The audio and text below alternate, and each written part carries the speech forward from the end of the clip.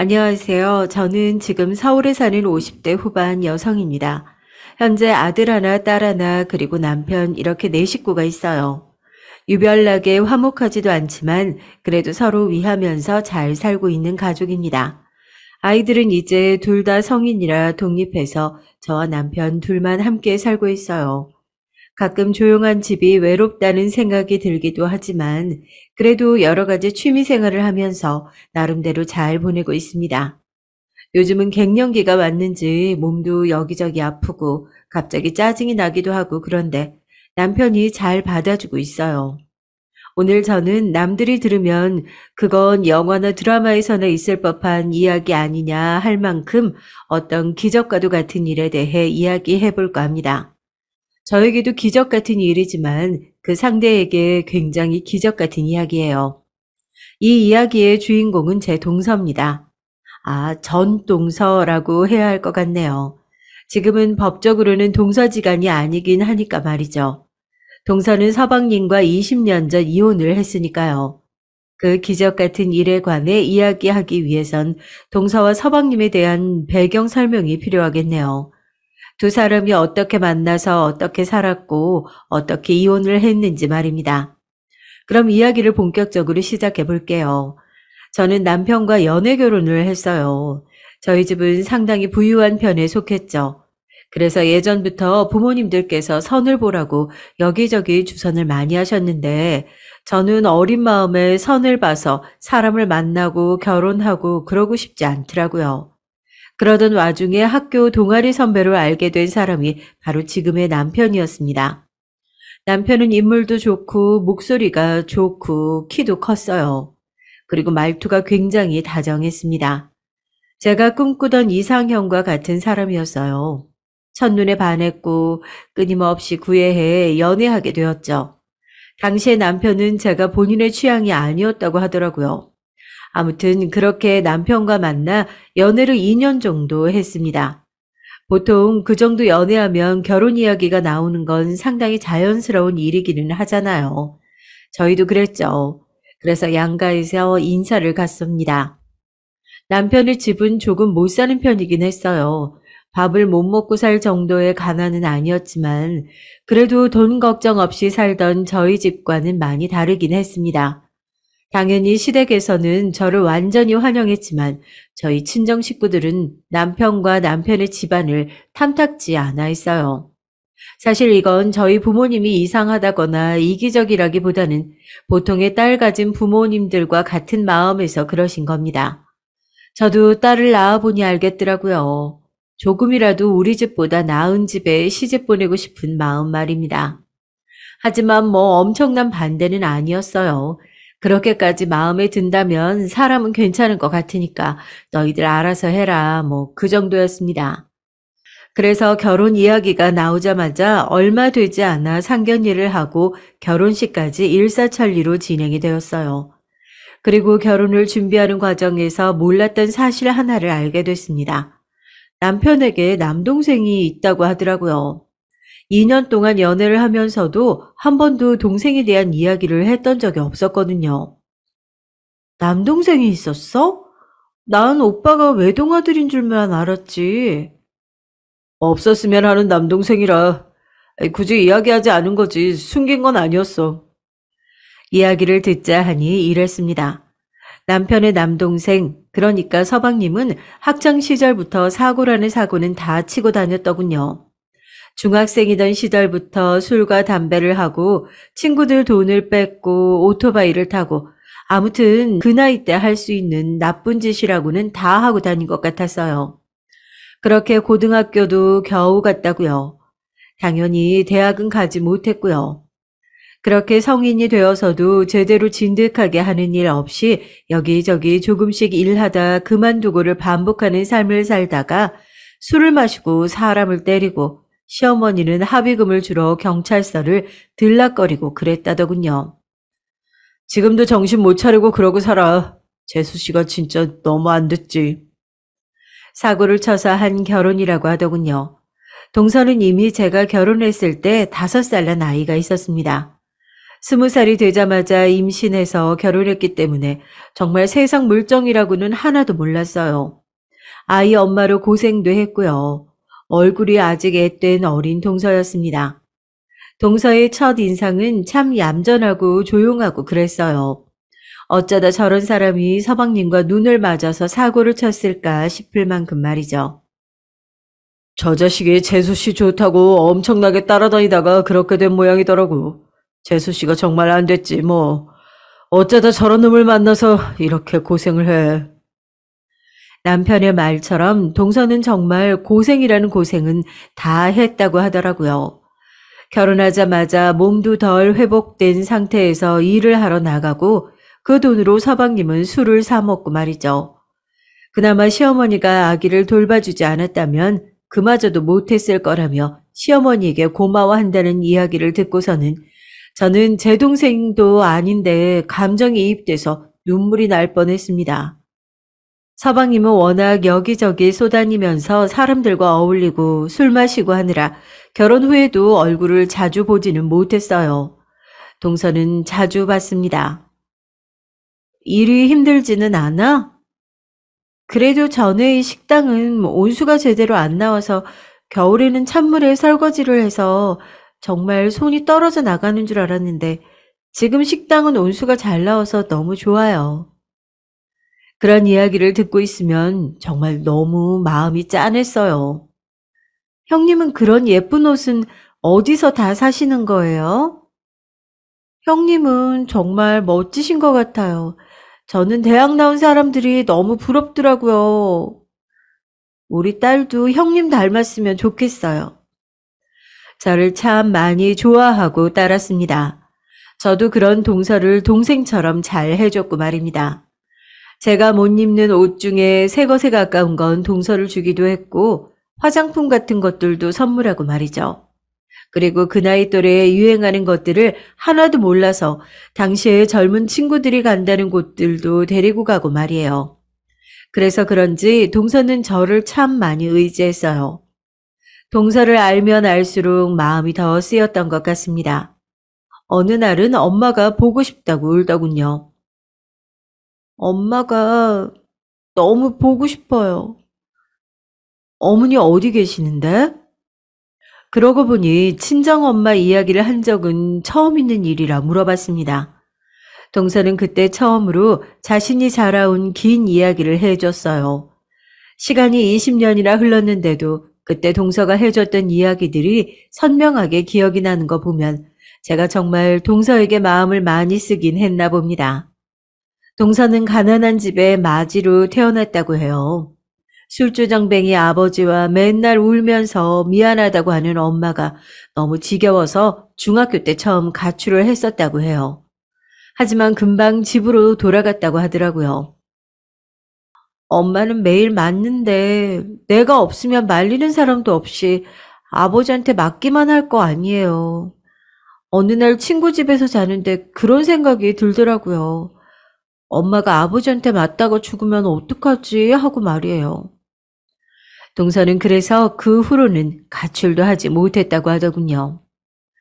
어른이 돼서 돈 많이 벌어서 꼭 엄마 데리고 그 지옥 같은 집에서 탈출해야지 그런 생각만으로 버텼던 것 같아요. 내가 죽으면 엄마 지켜줄 사람이 없으니까. 그런데 엄마도 딱 그런 생각으로 버텼다고 그러더라고요. 내가 없으면 아버지가 저를 때릴 게 뻔하니까 그래서 집을 나가지도 못하고 죽지도 못했다고요. 그 이야기를 듣는 내내 울었던 것 같습니다. 다 지난 이야기처럼 이제는 괜찮은 사람처럼 덤덤하게 이야기하는 동서의 모습에 더 그랬던 것 같아요. 꼭 엄마 호강시켜주겠다는 그 약속을 결국은 못 지켰지만 말이죠.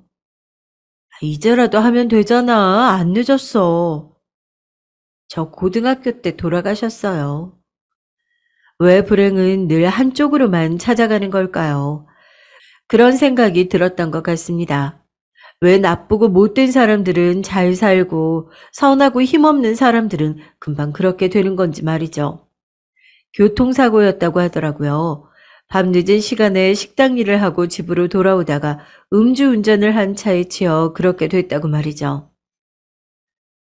절대 용서 안 하려고 했거든요. 우리 엄마 죽게 한 벌을 다 받게 해주고 싶었는데 그마저도 못했어요. 아버지가 음주운전자에게 합의금을 받고 합의를 다 해줬다고 하더라고요. 탄원서까지 써줬다고 말이죠. 물론 그 돈도 얼마 지나지 않아서 술과 도박으로 다 탕진했다고 합니다. 이야기를 듣는 내내 눈물도 났지만 속이 너무 답답했어요. 누가 제 심장 위에 돌덩이를 하나 얹어둔 것처럼 말입니다. 저는 그전까지만 하더라도 저 정도로 불행한 사람의 이야기를 현실에서 들어본 적이 없었거든요. 물론 제가 부유하고 좋은 가정 환경에서 나고 자라서 주변에 그런 사람들이 없을 만한 환경이기도 했지만 그래도 단 한 번도 들어본 적이 없었어요. 그래서 더 충격적이고 더 가슴이 아팠던 것 같아요. 동서의 아버지는 여전하시다고 그러더군요. 요즘도 술 먹으면 전화해서 욕하고 틈만 나면 돈 달라고 하고 그래요. 아마 저는 아버지가 돌아가셔도 눈물 한 방울 안 날 것 같아요. 그런데 더 비극적인 일은 동서도 서방님에게 맞는 것 같다는 거였습니다. 동서가 한 번도 그런 이야기를 직접적으로 저에게 하진 않았지만 알 수 있었죠. 얼굴에 자주 드는 멍, 그리고 넘어져서 다치는 자리가 아닌 자리에 생긴 다친 자국들. 무엇보다 동서의 그 반응이 그랬습니다. 제가 뭔가를 가지러 가기 위해 손을 들거나 음식을 시키기 위해 손을 들 때면 동서는 반사적으로 놀라며 몸을 움츠렸어요. 그 모습은 누가 봐도 맞고 있다는 걸 알 수 있는 모습이었죠. 언젠가 한번 동서에게 진지하게 물었던 적이 있습니다. 동서, 혹시 서방님이 동서 때려? 제 말에 멈칫한 동서는 조용히 고개를 젓더군요. 아니요, 때리지는 않아요. 저는 거짓말이라는 걸 단번에 알 수 있었어요. 동서는 거짓말을 할 때 티가 많이 나는 사람이었거든요. 나중에 들은 이야기지만 그때는 그 사실을 다른 사람들이 몰랐으면 했다고 하더군요. 나도 엄마처럼 그렇게 산다는 걸 사람들이 알게 되면 그게 진짜 될까봐 말이죠. 이미 진짜로 그랬지만요. 동서가 서방님에게 맞는다는 사실을 알게 된 그 순간부터 동서에게 신경을 더 많이 썼던 것 같습니다. 남편에게도 이야기를 했어요. 동서가 서방님한테 맞는 것 같아. 뭐? 재수 씨가 그래? 직접 그렇다는 말은 안 하는데, 왜 그냥 봐도 알 수 있잖아. 얼굴에 멍이 계속 드는 거나, 내가 손 들 때마다 움찔거린다거나. 남편은 그 말에 무척이나 놀란 듯 했습니다. 그래도 손은 안 대는 줄 알았더니 이 자식 가만두면 안 되겠는데? 남편은 당장이라도 서방님에게 달려가 한 대 칠 기세였지만 제가 뜯어 말렸어요. 만약에 그랬다가 동서에게 보복하듯 더 폭력을 행사하게 될 수도 있다고 생각했거든요. 이런 일은 조심스럽게 접근해야 한다고 생각했어요. 안 돼. 그러다 서방님이 더 때리면 어떡해. 진짜. 이 일을 어떡하지? 본인이 아니라고 하니까 나서서 신고를 할 수도 없고. 남편은 진심으로 자기 동생이지만 그래도 경찰에 신고해야 할 상황이 생기면 본인이 하겠다고 하더라고요. 일단 내가 만나서 잘 설득을 해볼게. 헤어지는 게 가장 좋은 방법이니까. 사실 이혼하라고 쉽게 이야기하는 것도 망설여지긴 했어요. 말이 쉬워 이혼이지 보통 아내를 때리는 가장들은 이혼한 아내에게도 끝까지 찾아가서 괴롭힌다는 말을 들었던 적이 있는 것 같거든요. 하지만 그럼에도 동서를 구해야 하겠다고 생각했습니다. 동서가 자신의 어머니가 식당 일을 하고 돌아오는 길에 음주운전 차량에 사고를 당해 돌아가셨다는 이야기가 계속해서 귓가에 맴돌았거든요. 마치 동서의 미래가 될 것 같은 너무 큰 불안한 예감이 들었습니다. 그런 일이 있기 전에 제가 동서를 구해야 한다고 생각했던 것 같아요. 그때는 그게 그렇게 간절했습니다. 저기, 이혼할 생각은 없어? 내가 도와줄 수 있는 건 다 도와줄게.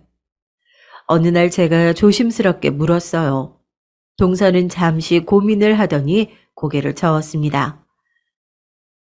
그 생각을 안 해본 건 아니에요. 나도 이러다 우리 엄마처럼 되는 건 아닌지. 아직 딸내미도 어린데 그러면 남은 딸은 어쩌나. 도망이라도 가야 하나. 저는 가만히 듣고 있었습니다. 그래도 남편은 아버지만큼은 아니니까. 그래도 나한테 미안해하긴 하니까. 무엇보다 지금 이 생활에서 다른 생활로 바뀌는 게 너무 겁이 나기도 하고요. 혼자 독립해서 뭘 어떻게 살아야 하나. 나는 집도 절도 없는데 싶기도 하고 용기가 아직은 안 나요. 만약에 동서가 이혼하겠다고 하면 내가 도와줄 수 있는 건 다 도와줄게. 제 그 말에 동서가 희미하게 웃었습니다. 말씀이라도 너무 감사해요, 형님. 형님 만나고 돌아가면 정말 힘이 난다니까요. 많이 고민해보고 정말 그래야 할 것 같을 때가 오면 제일 먼저 형님한테 이야기할게요. 몇 번이나 그 약속을 받았습니다. 꼭 잘 고민해보고 나에게 제일 먼저 이야기해주기로 한 그 얘기 말이죠. 그리고 그러고 나서도 동서를 정말 열심히 살폈던 것 같아요. 혹시나 무슨 일이 있을까 봐서 말입니다. 그러던 어느 날이었습니다. 늦은 밤에 전화가 왔어요. 바로 동서에게서 말이죠. 그 시간에 전화가 온 거 자체가 어딘가 불길한 예감이 들었어요. 그래서 지체 없이 바로 받았던 기억이 납니다. 형님. 저를 부르는 그 한마디에 이미 느낄 수 있었어요. 동서에게 아주 큰일이 생겼다고 말이죠. 그리고 뒤에서 엄청난 소리가 들렸습니다. 물건을 집어던지는 소리가 들려왔어요. 그 순간 바로 자리에서 벌떡 일어나 동서에게 달려갔던 것 같습니다. 문 열어! 동서! 문 열어! 몇 번 소리를 지르고 두드린 다음에야 동서의 집 문이 열렸어요. 서방님이 아무렇지 않은 얼굴로 서 있더군요. 영수님, 여긴 무슨 일이세요? 저는 그런 서방님을 쳐다보지도 않고 옆으로 밀고서는 바로 안으로 들어갔던 것 같습니다. 집은 난장판이었어요. 아니, 갑자기 무슨 일이시냐니까요. 제가 막무가내로 들어가니까 서방님이 저를 막아 세웠습니다. 하지만 저는 대꾸도 하지 않았어요. 그런 인간이랑은 말을 섞고 싶지도 않았거든요. 동서! 동서! 동서 어딨어? 동서는 제가 몇 번을 더 부르고 나서야 조심히 밖으로 나왔습니다. 저는 동서의 얼굴을 보고서는 그 자리에서 주저앉아 울었어요. 정말 얼마나 맞았는지 얼굴이 말도 안 되게 부어 있었습니다. 저는 태어나서 맞아서 사람 얼굴이 그 지경이 된 건 정말 처음 봤던 것 같아요. 아니, 미치지 않고서 사람을 이 지경이 되도록... 제가 그렇게 말을 하자 서방님이 짜증난 목소리로 제게 말했습니다. 남의 집 일을 신경 쓰지 마시고 형수님은 돌아가세요. 지금 그 입 다물지 않으면 가만 안 있을 거니까 입 다물어요. 뭐라고요?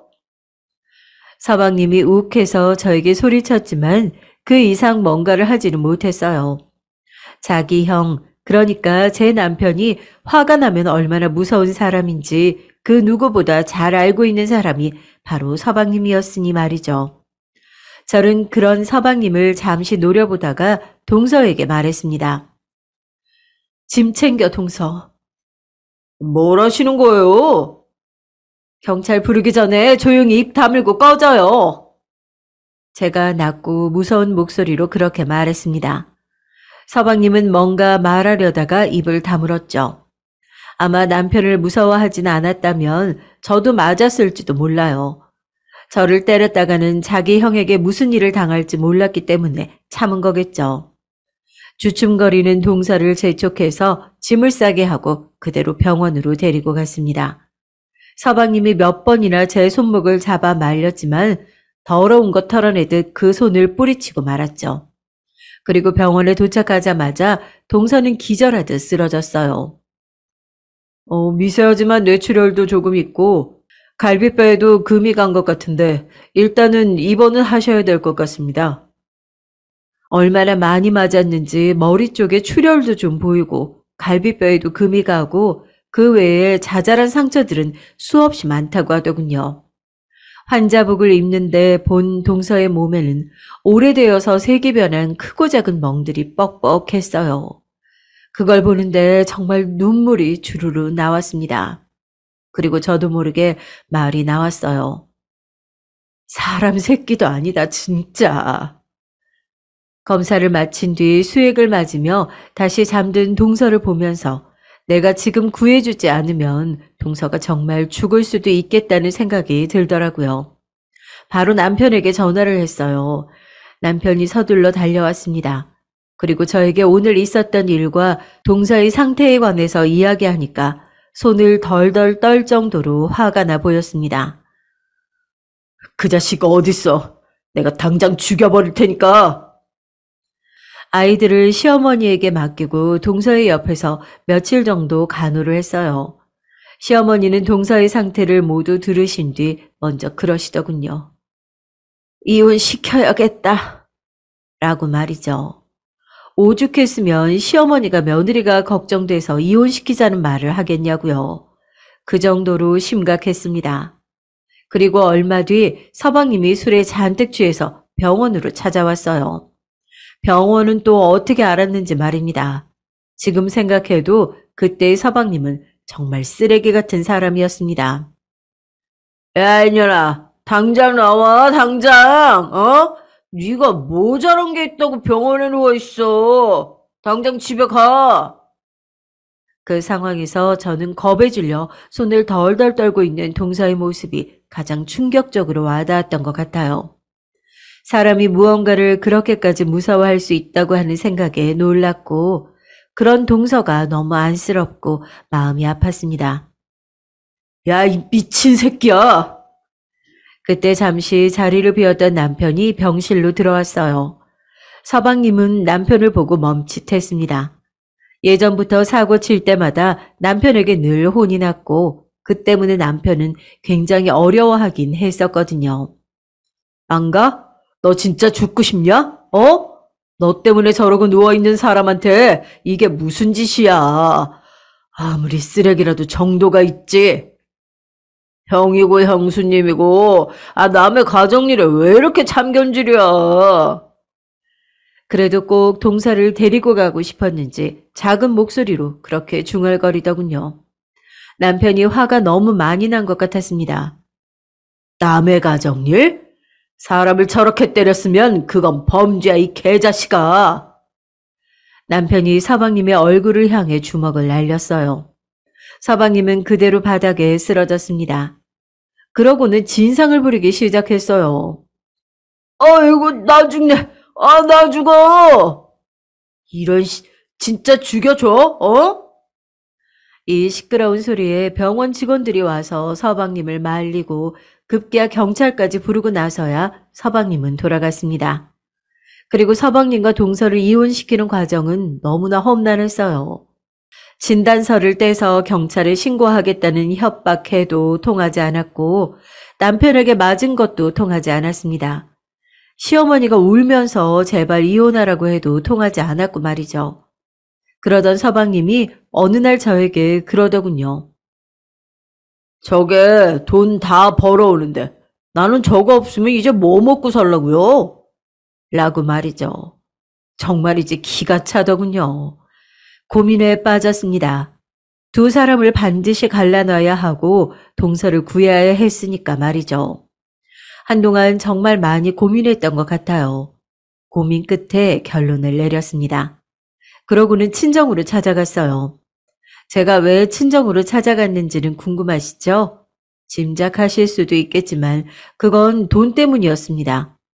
서방님에게 줄 돈이 아닌 동서를 위한 돈 때문이었어요.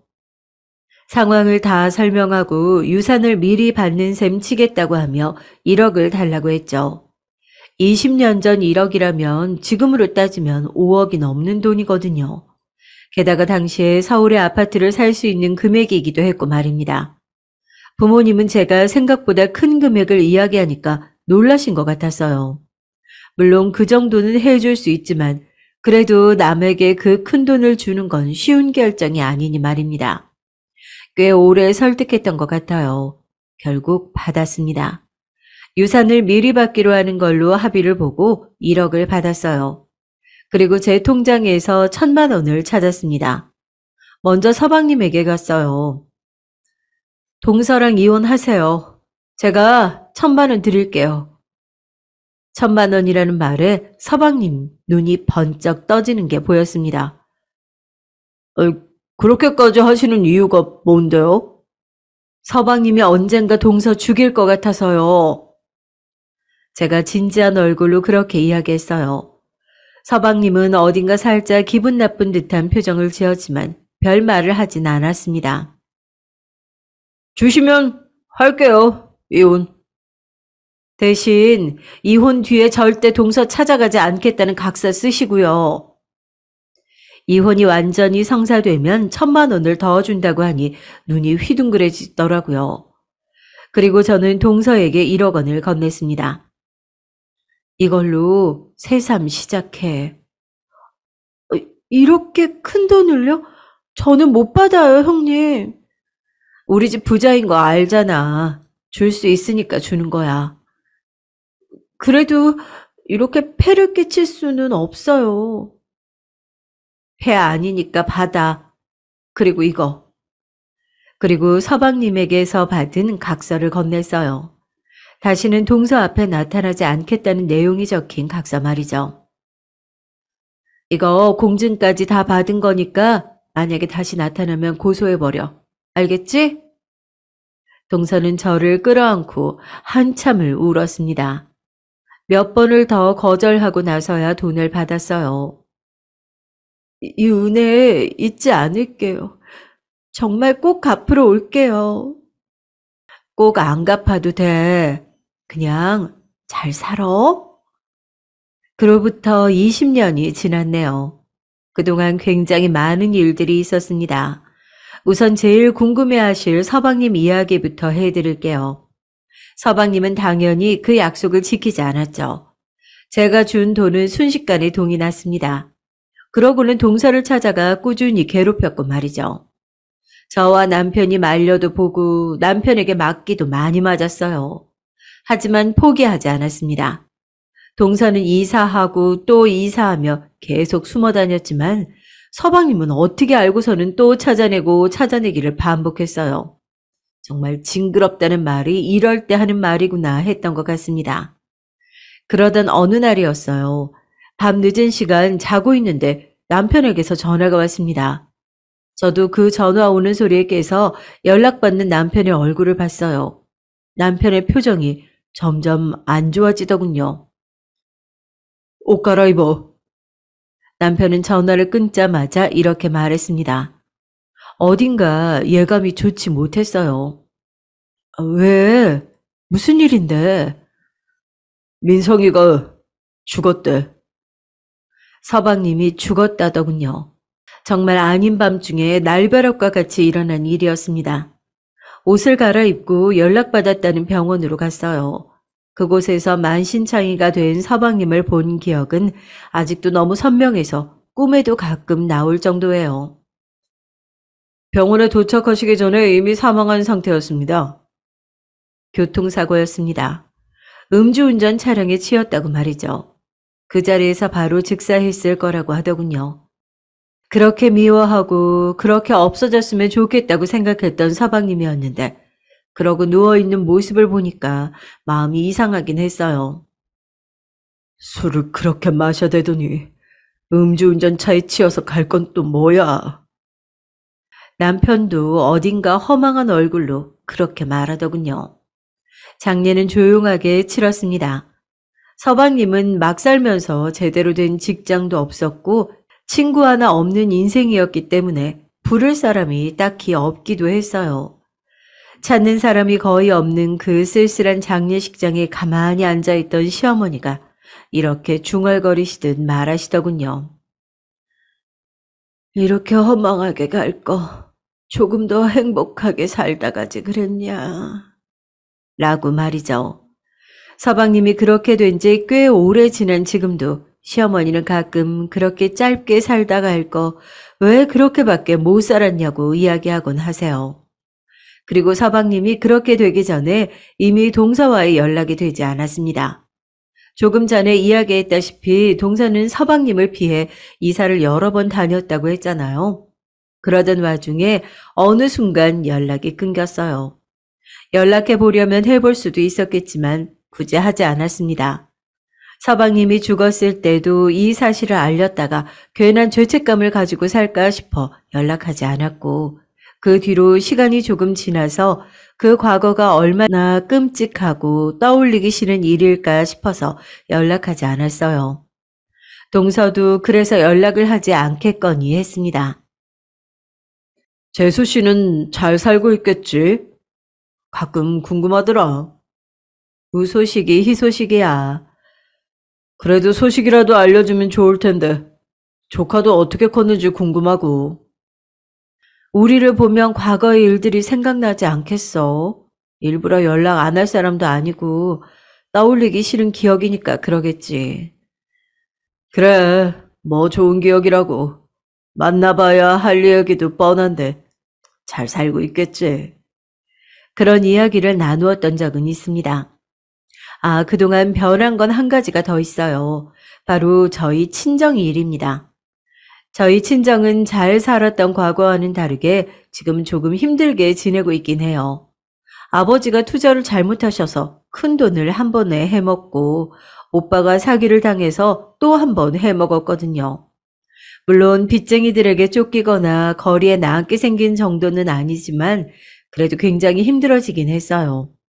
오빠네 식구는 실제로 집을 팔아서 그 돈으로 빚을 갚고 친정으로 들어가 부모님과 함께 살고 있으니까 말입니다. 저도 모른 척 할 수가 없어서 그때 동서에게 준다고 미리 받았던 유산 1억에 조금 더 보태서 친정에 줬습니다. 그거라도 도움이 될까 싶어서 말이에요. 물론 20년 전 1억과 지금 1억은 상당히 다르긴 하지만 말이에요.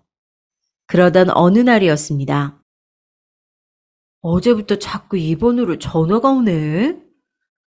스팸 아니야? 아, 그러니까 그래서 안 받는데 똑같은 번호로 계속 와서. 그러면 한번 받아봐. 아니, 그리고 차단해도 되잖아. 남편의 그 말에 전화를 받았어요. 그리고 정말 기적과 같은 일이 일어났습니다. 혹시 김순명 씨 되시나요? 네, 제가 김순명인데 누구시죠? 아, 여기 모모기업 비서실입니다. 그 기업은 언젠가 인터넷에 뜬 기사로 본 적 있는 회사였어요. 그런데 거긴 중국에서 성공했다는 한국 식품 회사였거든요. 저랑은 전혀 상관없는, 심지어 거기 음식도 먹어본 적이 없어서 갑자기 그 기업에서 왜 나한테 전화가 왔지 어리둥절한 마음뿐이었습니다. 네? 아니, 모모 기업에서 저한테 무슨 일로? 아, 혹시 이명희 씨 아시죠? 그 여자분의 입에서 그 이름이 나올 때 정말 엄청나게 놀랐어요. 20년 만에 처음 들어보는 이름이었습니다. 바로 동서의 이름이었죠. 네, 저희 동서, 아니, 전 동서 이름인데 무슨 일이시죠? 혹시 동서한테 무슨 일 있나요?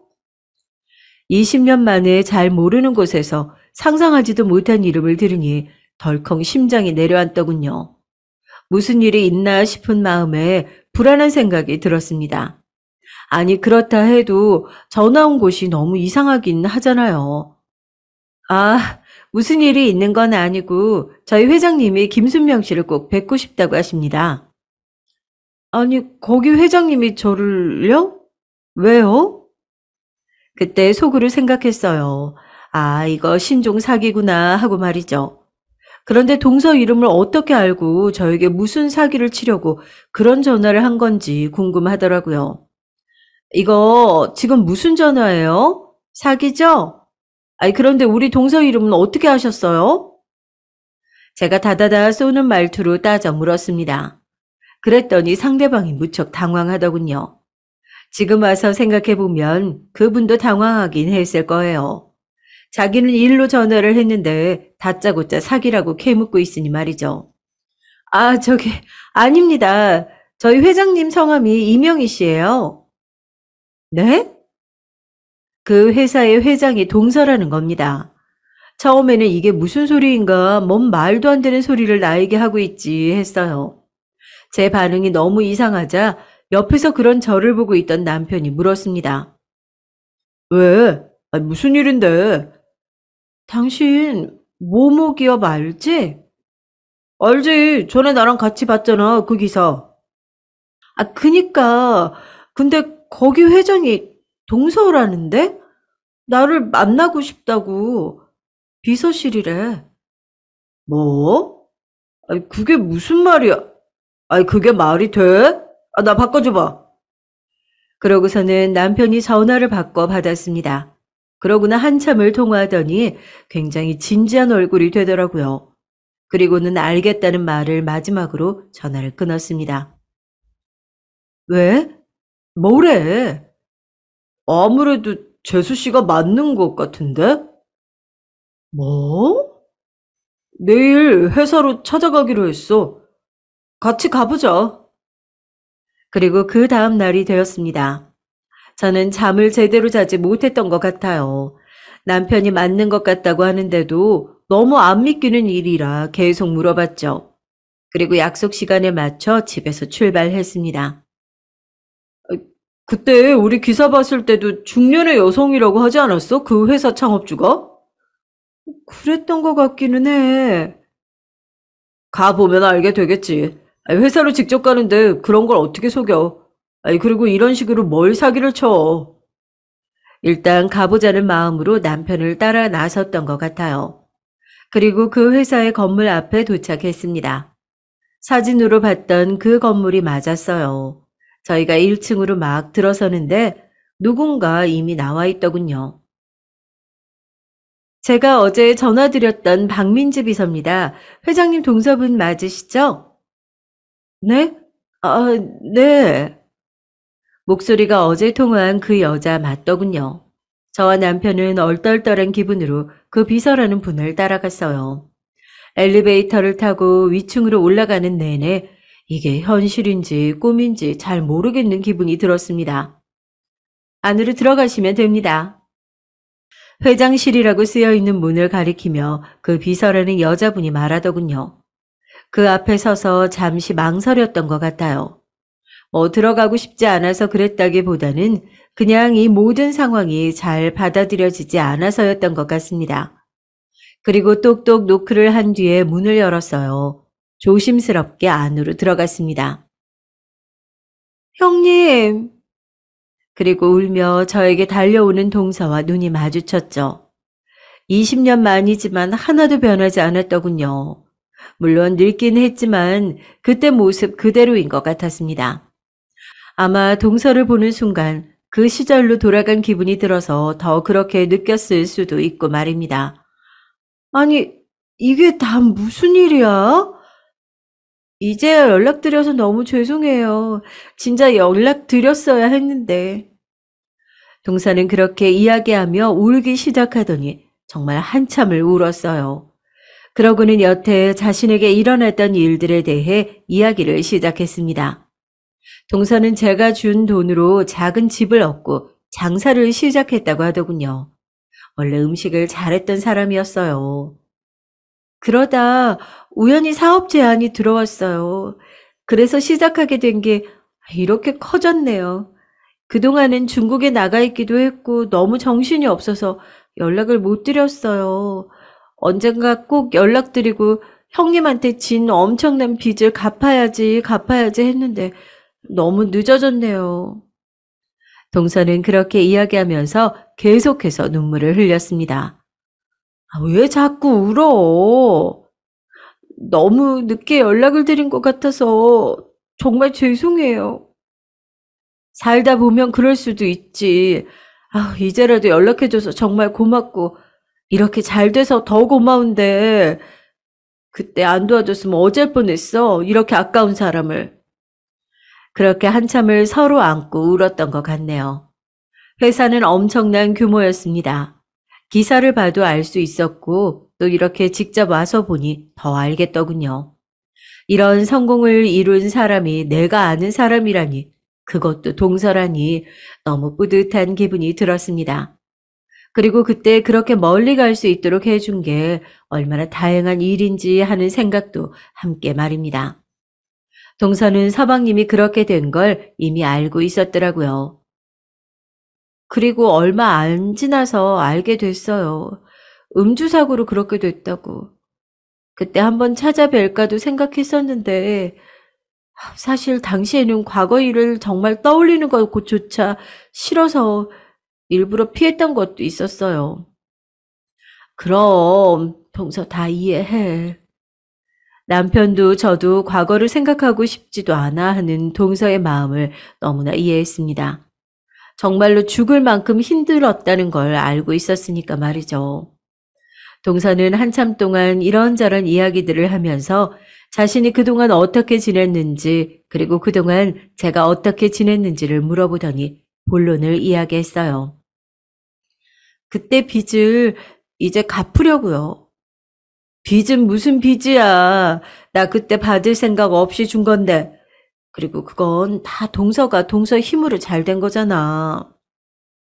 그때 형님이 도와주시지 않았다면 지금 이런 삶은 정말 꿈도 못 꿨을 거예요. 제가 이룬 모든 것들은 사실 형님 것이나 다름없는데요. 그게 무슨 말도 안 되는 소리야. 동서가 한 거지. 아니에요.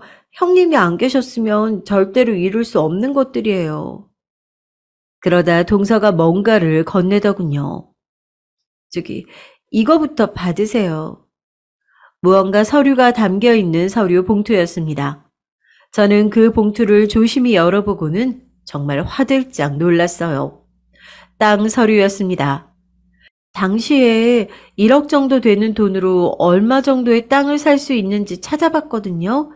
그랬더니 그만큼 살 수 있겠더라고요. 경기도 쪽의 땅이었습니다. 20년 전에는 너무 싸서 그 누구도 투자할 생각을 하지 않았던 땅이지만 지금은 재개발로 인해서 엄청나게 값이 오른 땅이었죠.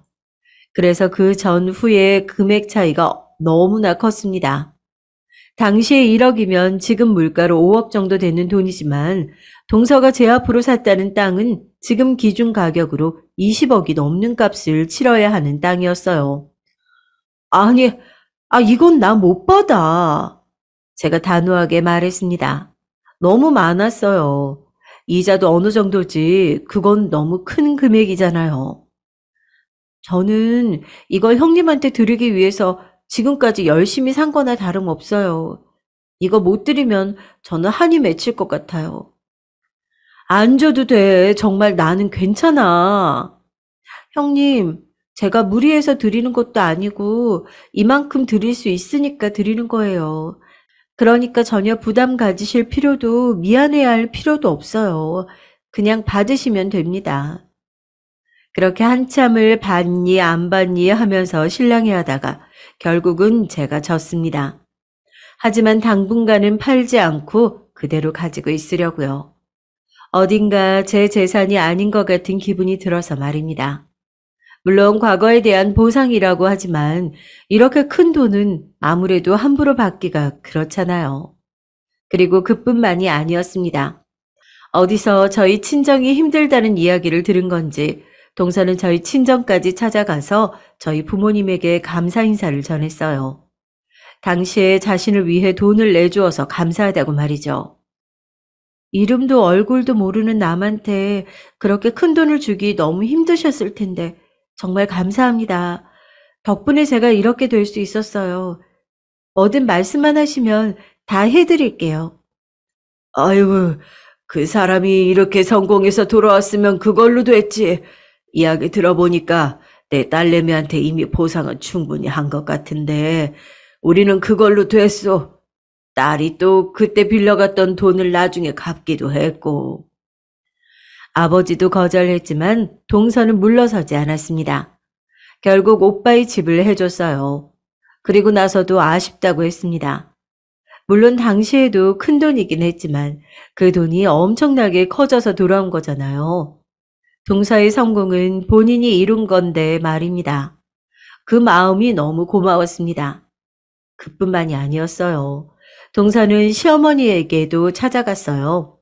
사실 서방님에게 그렇게 시달려서 그렇지 시어머니와는 관계가 좋았거든요. 시어머니가 당시에 몸이 조금 불편하셨는데 시어머니를 정말 부자들만 간다는 좋은 요양원으로 옮겨드렸습니다. 내가 너한테 이런 걸 받아도 되는지 모르겠다. 저한테 잘해주셨잖아요. 그렇게 동서는 사람들께 은혜를 갚듯 하나하나 갚아나갔어요. 나중에 들은 이야기지만 시어머니 때문에 혹시나 제가 고생을 하게 될까봐 시어머니를 좋은 요양원에 모신 거라고 하더군요. 그것도 저를 위한 거라는 걸 시간이 조금 지나고 나서 알게 됐습니다. 그리고 지금은 어떻게 지내냐고요? 아주 잘 지내고 있어요. 오랜만에 보는 조카는 정말 바르고 예쁜 아가씨로 잘 컸더라고요. 혹시나 어린 시절의 일들이 상처가 되거나 방황하거나 동서의 속을 썩이지는 않을까 걱정했던 적도 있었는데 오히려 엄마를 너무 사랑하고 아끼는 딸로 컸습니다.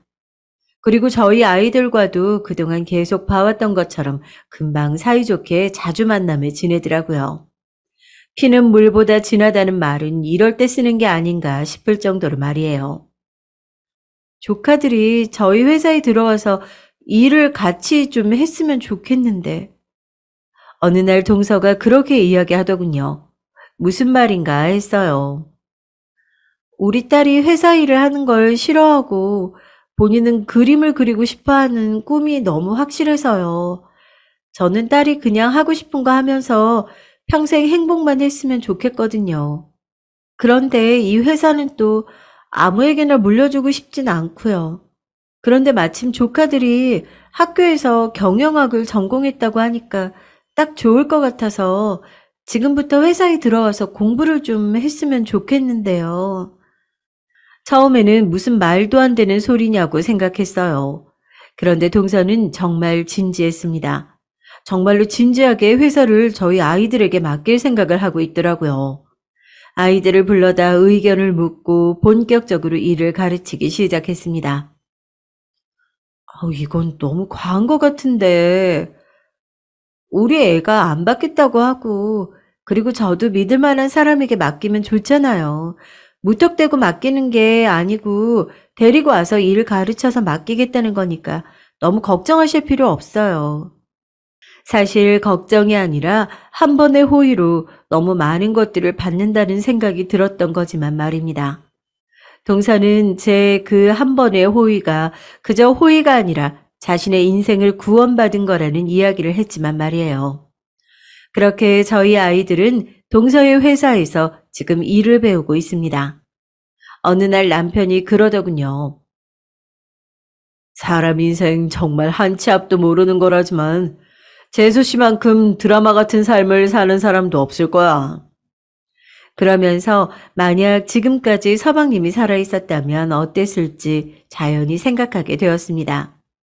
만약 정신을 차렸을 수도 있고 성공한 동서에게 매일같이 찾아가 돈을 달라고 했을 수도 있겠죠. 저는 물론 절대 정신 차리지 못했을 거로 생각하지만 말입니다.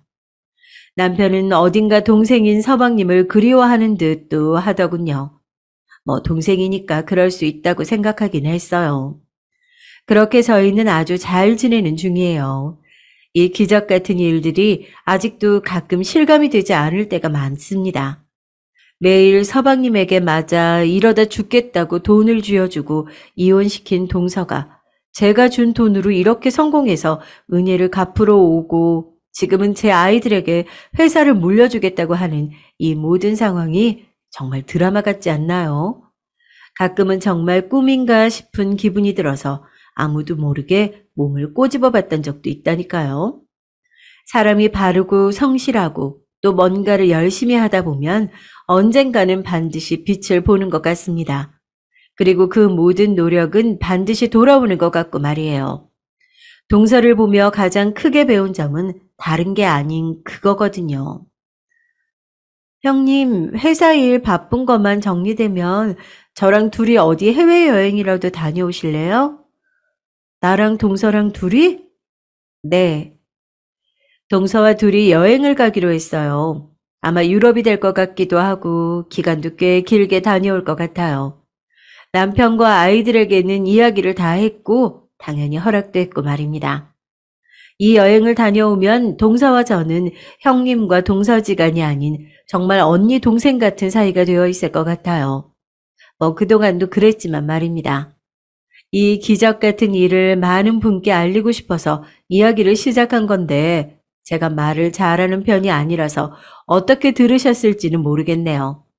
그래도 그냥 이렇게 기적과 같은 일이 세상에도 있다. 그러니 언제나 좋은 마음을 가지고 베풀며 살자.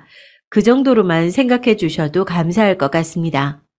사실 더 많은 분이 그런 생각으로 사시길 바라서 사연을 보내는 거기도 하니까요.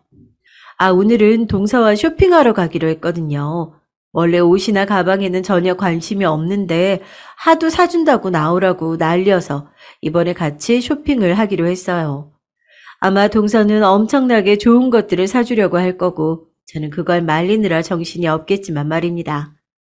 이야기가 너무 길어진 것 같네요. 저는 사람 복이 참 많은 사람인 것 같아요. 살아오면서 좋은 사람들을 너무 많이 만났고 지금 이러고 있으니까요.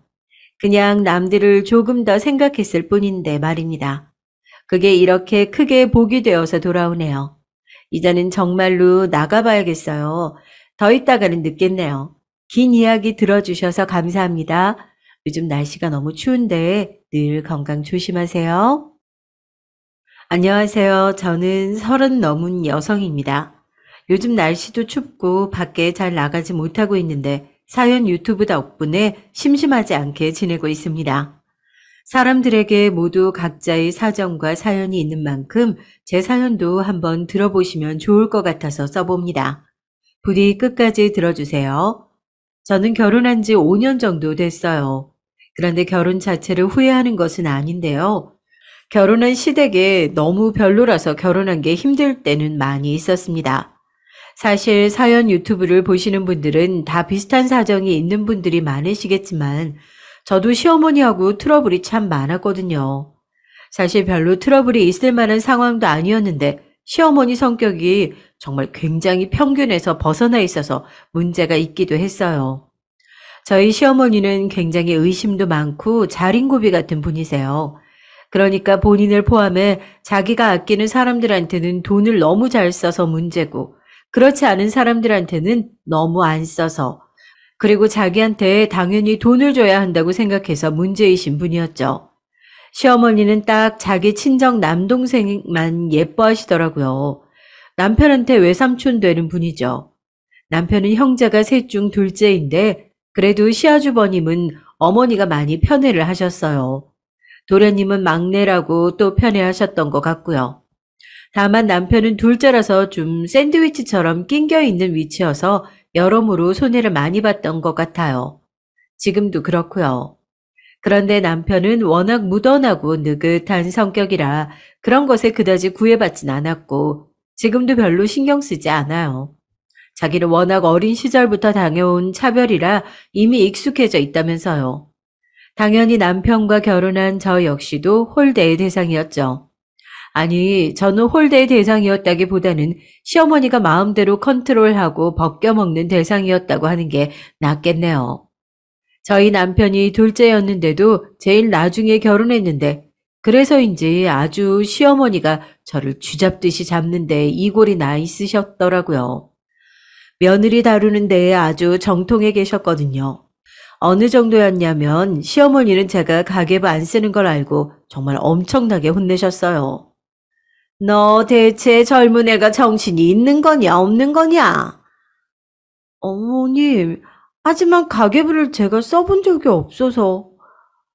너 전업주부로 집에만 있는 주제에 내 아들이 버는 걸 족족 다 써버리겠다는 거잖니? 대체 제정신이 똑바로 박힌 애가 할 수 있는 행동이야? 가계부 안 써도 요즘은 카드 어플로 알 수 있어요, 어머님. 제가 그런 건 다 체크하고 있는데. 그거 쓰면 네가 돈 아낄 생각이 드니?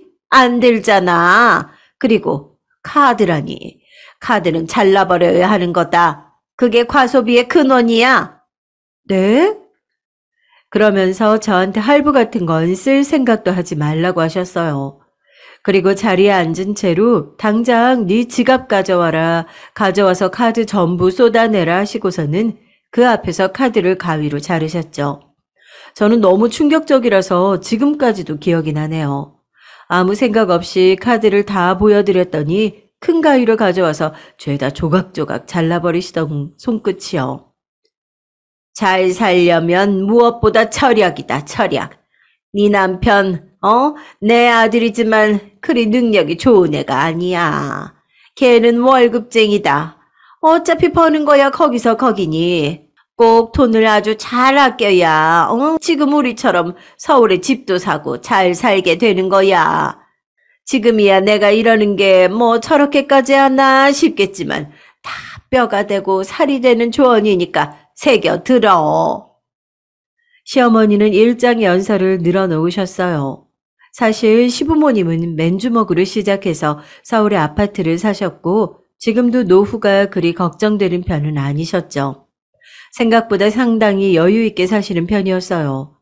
게다가 시어머니는 자린고비면서도 본인이 필요한 일에는 돈을 잘 쓰는 편이어서 파출부까지도 두고 계실 정도였죠. 사실 파출부는 시아버지한테 정말 조르고 졸라서 허락받으신 거라고 하던데 왜냐하면 시아버지도 돈 관리를 엄격하게 하시는 분이었거든요. 뭐 큰돈 관리야 엄격하시고 생활비 한도 내에서는 시어머니가 자유롭게 쓰시는 정도는 허락하셨기에 시어머니가 멋대로 구시는 거긴 했지만요. 대신 시아버지는 각종 보증금이나 대출, 주식 같은 쪽으로는 아주 엄격하게 금지하셨습니다. 예전에 시어머니가 그쪽으로 사고를 친 적이 있다고 하시더라고요. 무슨 사고인지는 모르겠지만요. 하여튼 시어머니는 저한테 카드를 빼앗아서 죄다 잘라 놓으시고서는 가계부 하나를 가져와서 쓰라고 던져주셨어요. 너 오늘부터 이거 쓰고 일주일에 한 번씩 와서 나한테 검사 받아라. 네? 하지만 어머님. 다른 소리 말고 너 소비 습관 내가 딱 잡아주마. 어디 내 아들 돈을 날로 먹으려 그래? 전업주부면 그에 걸맞게 완벽하게 살림을 해야 하는 거다. 그게 억울하면 너도 돈을 벌어오면 되는 거고. 저는 너무 억울했지만 경험이 별로 없었기 때문에 과연 이걸 참아야 하는지 말아야 하는지도 알 수 없더라고요. 물론 주변에선 이건 말도 안 되는 거라며 결코 하지 말라고 했지만 전 어떤 선택을 내려야 할지 몰랐어요. 그래서 일단 옆에 있는 남편에게라도 의지하려고 남편이 왔을 때 이거 너무한 거 아니냐고 난리를 쳤지만 남편은 워낙 무던하고 느긋한 사람이라 태평하게 굴더라고요.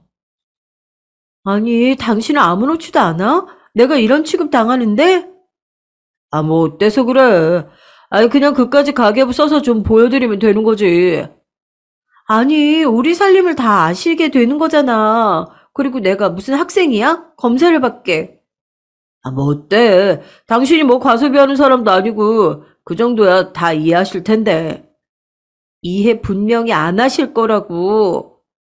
안 하시면 뭐 꾸중 정도 하시겠지. 아, 그거야 뭐 어때? 나도 그러고 자랐어. 그냥 당신이 이해해. 와, 뭐 어떠냐, 괜찮다 소리만 하는데 남편을 그때 정말 때려주고 싶더라고요. 주먹이 우는데 남편은 또 다른 때는 너무 온화하고 괜찮은 사람이어서 제대로 싸우지도 못했고요. 그리고 그렇게 시어머니는 정말로 가계부를 써오라고 해서 검사를 시작했어요. 매일같이 소비 목록을 죄다 적어야 했고 가격과 왜 샀는지조차 적어야 했죠. 저는 과소비를 하는 사람도 아니었고 제가 뭘 사고 싶은 걸 산다고 해도 소소하게 예쁜 머리핀이나 헤어밴드 정도였어요. 그런데 그런 것까지도 시어머니는 너무 못마땅하게 생각하시는 거예요. 예, 너는 대체 뭐 한다고 이런 걸 산 거냐? 아, 머리핀이요? 그거 그냥 제가 사고 싶어서요. 너무 예뻐서. 이걸 5천 원이나 주고 아니, 그냥 실핀 꽂아. 집에 고무줄도 많은데, 왜 대체 쓸데없는데 돈을 쓰는 거야? 어머님, 그런데 그래도 5천 원밖에 안 하는 건데, 제가 머리가 자꾸 흘러내려서요. 그렇다고 실핀 꽂긴 너무 작고. 핑계 대지 마라. 땅을 파봐라. 5천 원이 나오나. 시어머니는 항상 말끝이 그거였어요. 땅을 파봐라. 돈이라는 게 나오나. 저는 그런 말이 너무 싫었는데, 그래도 반항을 할 수가 없었습니다. 제가 정말 잘못하는 건가 싶기도 했고, 시어머니한테 감히 말대꾸라도 했다가는 시아버지까지 나서서 저를 꾸지라 마실 거였으니까요. 시아버지는 워낙 가부장적이기도 하고 성미도 엄하고 불같이 화를 잘 내시는 분이라 집안 사람들 모두가 어려워했어요. 그런데 제가 그렇게 가계부 검사를 몇 달 받다 보니까 진짜 하다 뭐 펜 하나를 사는 것에도 너무 스트레스를 받는 거예요. 제가 인터넷 쇼핑몰을 켜놓고서 작은 수건 하나를 계속 카트에 담았다 뺐다가 하는 걸 보고서 남편이 그러더라고요. 너 왜 그렇게 고민을 해? 그냥 사, 그건. 수건 필요하잖아. 어, 근데 어머님이 이것도 보고서 나한테 왜 샀냐고 할까봐. 오빠 월급도 다 알고 엄청 빡세게 보신단 말이야. 아이, 그렇게까지 하셔? 아니, 아무리 그래도 내 월급인데 내 와이프인 네가 그 정도 쓰는 걸 힘들어할 정도로? 그래, 나 그렇게 산다. 그래서 내가 그때 가계부 검사하신다고 이야기했을 때 말려달라고 했잖아. 아니요, 엄마가 그렇게까지 하실 줄 몰랐지. 그렇게까지 하고 계신다고. 그건 네가 좀 제대로 말씀드려봐. 엄마가 그렇게까지 꽉 막히시진 않았을 거야. 너무하시네 좀. 남편은 투덜거렸어요. 하지만 자기 엄마도 제대로 모르는 아들이었죠. 시어머니는 그 정도로 꽉 막힌 분이었고 자기 고집대로 밑에 사람이 안 따라주면 정말 미친 것처럼 화를 내시는 분이기도 했어요. 하지만 저는 그동안 쌓인 게 올라와서 남편의 말을 듣고서는 가만히 생각을 해봤습니다. 벌써 몇 달 가계부 검사를 받았다고 수건 하나 사는데도 몇 시간을 고민하고 앉아 있어야 하는데 만약 1년 넘고 몇 년 동안 계속 검사를 받았다간 제 소비라는 게 없어질지도 몰랐어요. 그래서 남편의 월급이 잘 모이고 있느냐고 하면 그것도 아니었어요. 시댁에서 용돈을 요구하셔서 거기로 다 빠져나가고 있었거든요. 용돈이라니 황당하시겠지만 시어머니가 가계부를 검사하시니까 저희 집에 돈이 얼마나 여유가 있는지 얼마나 목돈이 모이고 있는지도 다 아시는 거예요. 그러니까 시어머니는 때때로 본인이 필요하실 때 돈을 요구하셨습니다. 예, 많이는 아니고 내가 이번 주에 모임을 나가는데 몇만 원이 비누구나. 그 정도는 네가 용돈이라고 생각하고 좀 다오. 네? 아, 네. 동창회건 뭐건 어머니 모임은 뭐가 그리 많으신지 모임 목적으로 저에게 돈을 때때로 타가시는데 있는 돈을 핑계대서 거절하기도 어려웠던 저는 그때마다 울며 겨자 먹기로 드리고는 했어요. 정말 속상했지만 피할 수 없는 일이기도 했죠. 아직 20 중반이었던 새며느리가 강압적인 시어머니한테 대놓고 대거리를 하기란 쉬운 일이 아니었죠. 아마도 제가 조금만 더 나이가 있고 세상 경험이 있었다면 그렇게 호락호락 잡혀 살진 않았을 거라 생각합니다. 그리고 이야기를 이어가자면 또 그 주제에 시어머니가 저를 불러서 가계부를 가지고 오라고 하셨어요. 저는 가계부를 가지고 가서 내놓았죠. 그런데 시어머니는 가계부를 훑어보시더니 한 항목을 짚으셨습니다. 고기가 왜 이렇게 비싼 거니? 그게 제 생일이 다음 주여서 신랑이 이번 주에 고기 좋은 거 먹자고 해서요. 다음 주인데 왜 이번 주에 이걸 샀어? 세일을 해서요. 그리고 신랑이 다음 주에 너무 바빠서 집에 못 들어올 수도 있다고. 이번 주에 고기 좋은 거 먹고 다음 주에도 빨리 들어올 수 있으면 외식하자고. 돈을 이중으로 쓰는구나. 이중으로 써. 시어머니가 큰 소리로 탄식을 하더라고요. 아니, 그까짓 생일이 뭐라고 네가 2번이나 돈을 쓰는 거냐? 어? 그리고 생일이라고 꼭 좋은 걸 먹어야 할 이유는 뭐야? 넌 태어났으면서 꼭 이렇게 비싼 고기 먹어야 한다고 달고 태어났어? 대체 왜 이렇게까지 비싼 걸 사서 먹는 거야? 아이, 그게 어머님, 이거 그래도 세일해서 싸게 산 건데. 웃기지 마라. 너 그렇게 좋은 고기 샀으면 시부모님께 먼저 드려야 예의인 거야. 지들끼리 쏙 빼먹어 놓고서는 말이 많기는. 게다가 뭐? 다음 주에 시간이 비면 외식까지 한다고? 생일 같은 걸 잘도 챙긴다. 애비 월급이 대체 얼마나 많다고 그런 짓을 하는 거니? 어머님, 하지만 1년에 한 번 있는 생일이고, 남편 생일은 챙겨도 아내 생일은 평일처럼 그냥 넘어가는 게 당연한 거야. 이 생각 없는 거사. 시어머니가 우르르르 욕을 쏟아 놓으셨어요. 저는 처음에는 위축이 됐지만 계속되는 험한 말 속에서 뭔가 되게 속에서 울컥하는 게 올라오더라고요. 아니 대체 내가 뭘 잘못했지? 잘못한 게 뭐길래? 생일에 고기 좀 먹은 거. 그것도 세일해서 남편하고 둘이 구워 먹은 게 그렇게나 잘못인가? 그러는 시어머니는 사실 본인 생신에 한우 2불짜리 사오라고 해서 점심에 구워두시고 저녁 때는 가족 전체가 나가서 외식을 하고는 했어요. 계산은 당연히 삼형제 자식들이 나눠서 냈고요. 외식도 아주 호화로운 곳으로 가서 하고는 했죠. 시아버지는 대출이니 보증, 주식 같은 건 극도로 혐오하시지만 가족들이 먹고 쓰는 건 그래도 넉넉해야 한다는 편이셨으니까요. 그래서 외식 장소 예약을 잡을 때도 무척 신경을 써야 했습니다. 순간 그 장면들이 하나하나 다 스쳐 지나가면서도 도저히 못 참겠더라고요. 저는 화가 나서 가계부를 들고서 제가 쓴 부분을 죄다 찢어냈어요.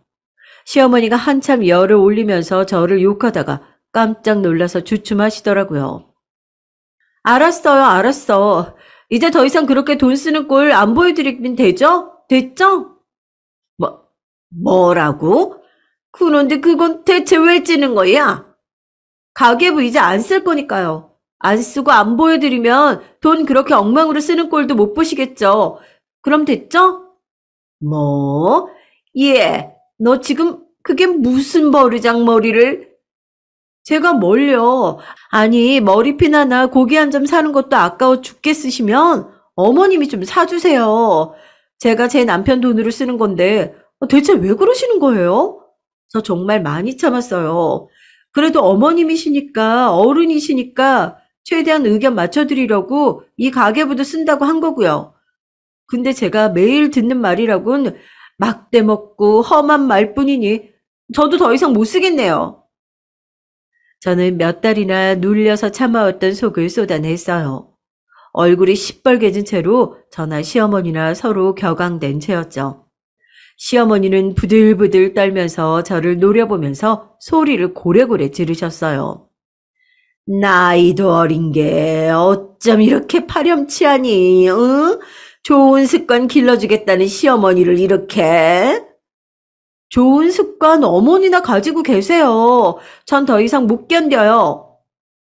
그렇게 한바탕 뒤집어 버리고서 저는 그대로 일어나서 집으로 와버렸습니다. 오는 길에 막 눈물이 나더라고요. 제가 결혼을 왜 해가지고 돈 한 푼 쓰는 것도 이렇게까지 스트레스를 받는지 모르겠어요. 저는 집에 와서 한바탕 울고서는 잠이 들어버렸죠. 저녁 때 퇴근해서 온 남편이 저를 깨울 때까지 아주 깊이 잤어요. 친정에 전화를 해볼까, 친구한테 전화를 해서 하소연을 해볼까 생각도 했지만 그래봤자 더 가슴만 아파질 것 같았습니다. 그래서 그냥 잠으로 스트레스를 풀자 싶어서 세상 모르게 잠이 들었습니다. 그런데 어느 순간 남편이 저를 깨워서 한참 등을 두드려 주더라고요. 고생했어. 진짜 엄마가 좀 심하게 그러나 보네. 당신 어떻게 알았어? 아버지한테 전화 받았어. 아버지가 낮에 집에 들어갈 일 있어서 들어가셨는데 엄마가 거실에서 울고 있더래. 그래서 자초지종 들어보고 찢겨져 있는 가계부 훑어봤더니 정말 너무 심했다고 아버지가 당신한테 미안하다고 전해달라고 하시더라고. 아, 아버님 너무 감사하다.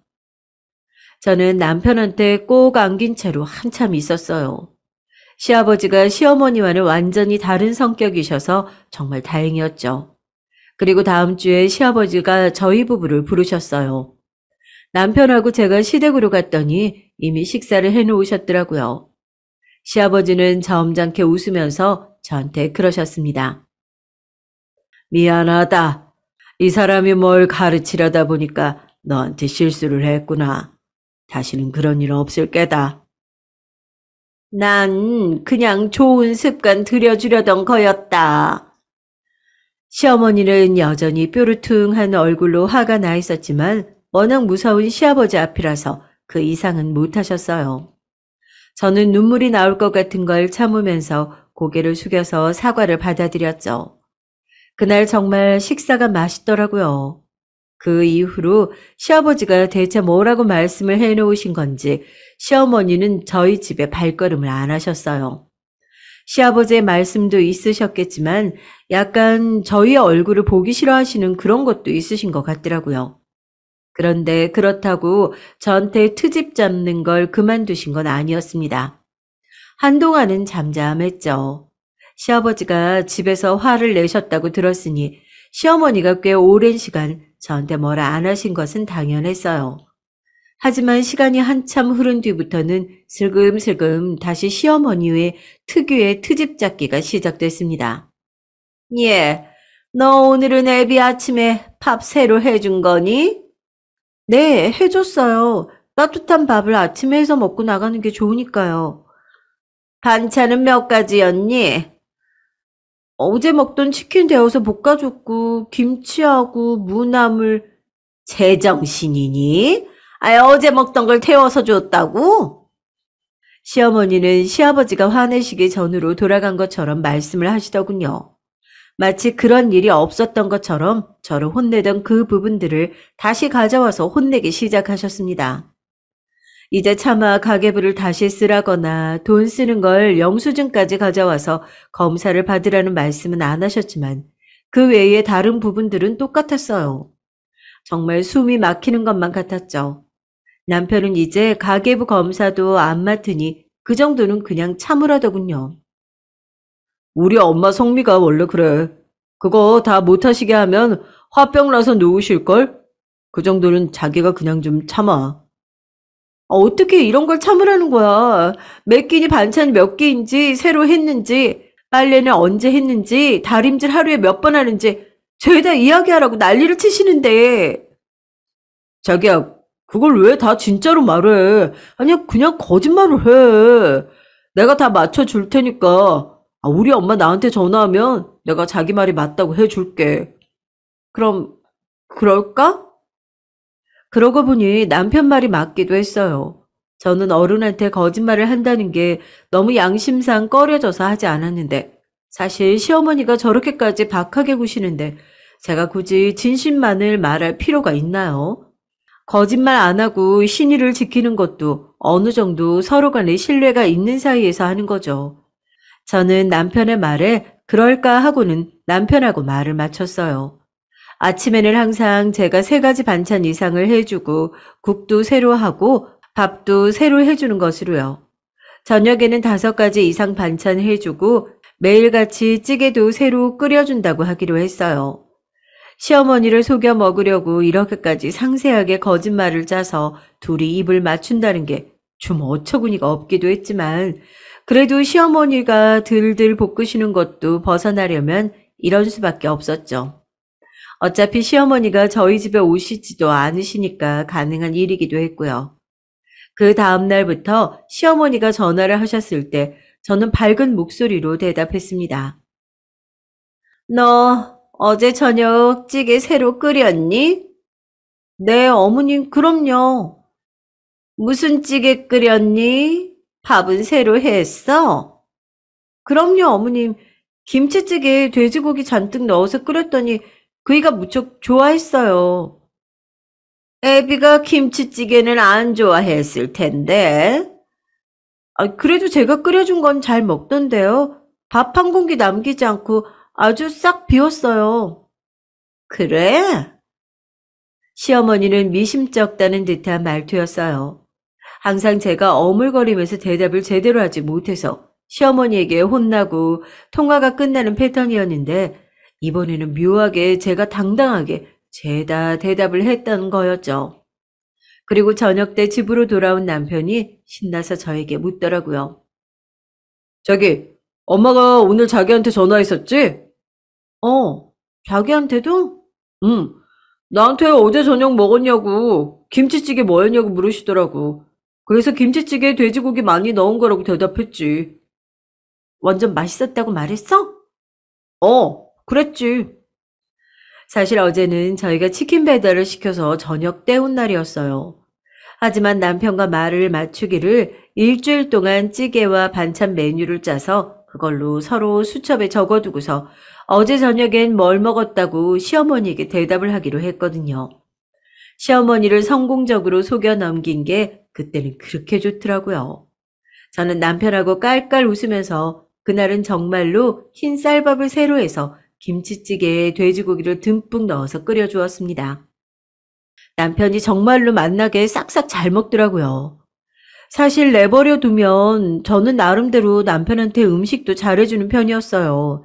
당연히 외식도 하고 싶을 때가 많으니까 치킨이나 피자, 햄버거 등을 시켜서 배달해다 먹는 경우는 많기도 했지만요. 하지만 저희는 아직 젊었고 당연히 기름지고 자극적인 음식도 먹고 싶은 때가 많았으니까요. 시어머니는 그런 걸 조금도 이해 못하겠다는 듯이 구셨는데 남편은 그게 이해가 안 간다고 말했어요. 사실 우리 엄마도 음식 되게 못했거든? 정말? 아니 그래도 지금은 괜찮으시던데? 그건 자기가 매일 우리 집에 가서 밥을 먹는 건 아니니까 그렇지. 맨날 같은 음식만 내놓으시거나 아니면 다른 걸 시도하면 완전 음식이 먹을 수 없는 경우가 많았어. 남편은 고개를 절레절레 흔들었습니다. 하다못해 김치도 너무 짜거나 맵거나 둘 중 하나여서 아무도 우리 집 김치는 안 먹었어. 그래서 결국 김치 사다 먹기 시작했고 지금도 산 김치 드시잖아. 우리 집에서는. 지금도? 아니, 지금 김치 어머님이 담그신 게 아니야? 아니야. 절대 아니야. 우리 엄마 진짜 김치 못하거든. 집에서 담근 김치 먹고 싶을 때는 외삼촌네가 갖다 주실 때뿐이었어. 기가 차 실소가 터져 나오더라고요. 저한테 반찬 가지수 운운하면서 무조건 다르게 해나가라더니 정작 자식 키우실 땐 같은 음식을 내놓거나 먹을 수도 없는 맛없는 음식을 하셨다니. 그래놓고선 어떻게 저한테는 그런 뻔뻔한 요구들을 하실 수 있었을까요? 그럴 자격이 된다고 생각하셨을까요? 일단 저는 겨우 끓어오르는 화를 눌러 참고 말을 이어갔습니다. 시어머니에 대해 더 많이 알고 싶었거든요. 외숙모랑 외삼촌이 어머님한테 되게 잘하시는 편이었나 봐. 잘하셨지. 근데 또 뭐 그만큼 우리 엄마도 외삼촌네 잘했어. 아니, 잘한 것도 넘어서서 좀 과하게 하셨지. 남동생이 아니라 무슨 장남처럼 예뻐하셨으니까. 젊었을 때 사실 우리 엄마가 외삼촌 사업에 돈 자기 이름으로 대출해줬다가 난리 났었거든. 나 그런 거 처음 들어. 왜 그런 일이 있었던 건데? 외삼촌이 예전에 무슨 호박즙인가? 그런 건강식품 사업한다고 난리를 쳤는데 다른 사람들이 다 안 될 걸 알고 투자를 안 하니까 엄마한테 하소연을 한 거야. 자기도 알지만 우리 아버지 다른 건 몰라도 절대 대출이나 보증 같은 거 완전 싫어하고 한 거 걸리면 난리 나잖아. 엄마가 큰 마음 먹고 아버지한테 이건 그런 게 아니라 사업 투자다. 잘 될 거다 하면서 말했다가 아버지가 쌩 난리를 치고 엄마 혼내셔서 다시는 말도 못 꺼냈고. 아니, 그런데 어머님이 본인 명의로 대출을 하셨단 거야? 그렇지. 엄마가 자기 명의로 대출해서 외삼촌 사업에 쓰라고 주신 거야. 그래서 외삼촌 사업이 잘 됐을까? 당연히 안 됐지. 그래서 엄마가 자기 명의로 대출한 돈은 당연히 못 돌려받았고, 그거 나중에 아버지한테 걸려서 아주 집안이 뒤집어졌었어. 아버지가 당장 갈라선다고 이런 식으로 부부 신의를 어기고 속인 채로 마음대로 돈 대출해서 빌려주는 거 못 본다고 하셨거든. 여기서도 실소가 터져 나오더라고요. 저에게 그리도 도운돈 하시더니 저런 일까지 벌이셨다니 어이는 없었지만 아무쪼록 그렇게 저희는 시어머니의 간섭을 성공적으로 막아내는 것 같았어요. 남편과 제가 한꺼번에 입을 맞춰서 대답을 하니까 시어머니는 차마 저한테 혼낼 거리를 찾지 못하셨거든요. 저는 좀 느긋해져서 이제 시어머니의 전화가 와도 그렇게 긴장하지 않았고 시어머니도 뭔가 재미가 없는지 전화가 뜸해지셨습니다. 그렇게 몇 달이 흐르고 나니 이제 굳이 남편하고 말을 맞추지 않아도 되지 않을까 하는 마음이 들었어요. 마음이 느긋해져서인지 그때쯤 임신이 덜컥 되더라고요. 사실 아이 계획은 좀 미루고 있었는데 이왕 들어선 아이를 지울 수 없었으니 그대로 낳아서 기르기로 했죠.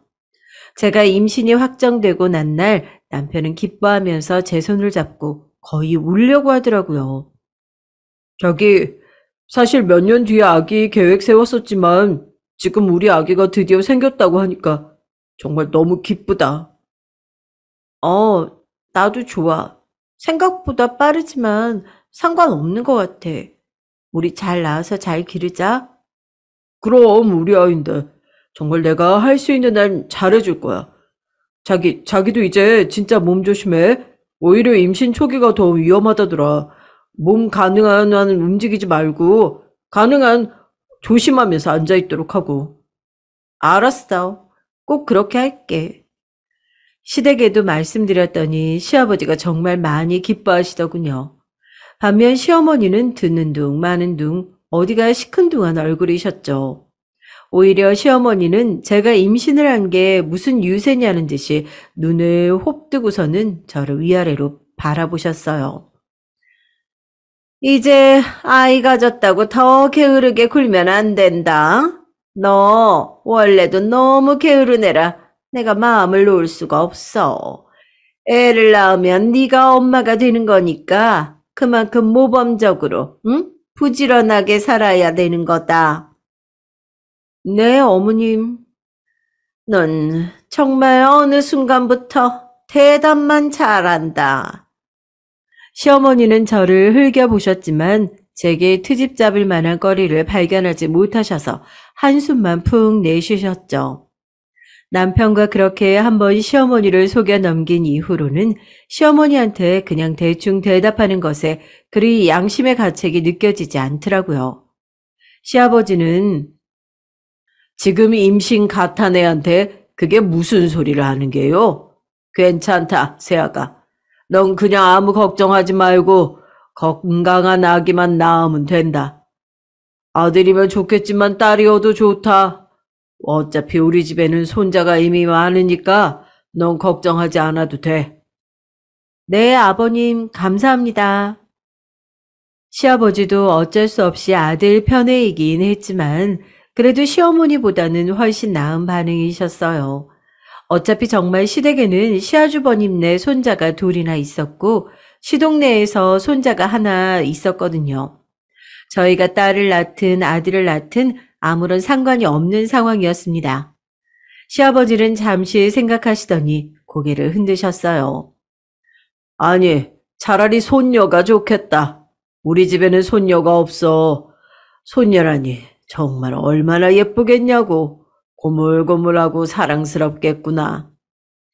여보, 그게 무슨 말이에요? 아이, 그래도 손자가 있어야지. 그 다음에 손녀를 낳아도 낳아야지. 손자는 이미 많은데 나는 손녀라도 괜찮아. 아무튼 어느 쪽이라도 좋다. 부디 건강하게만 낳아라.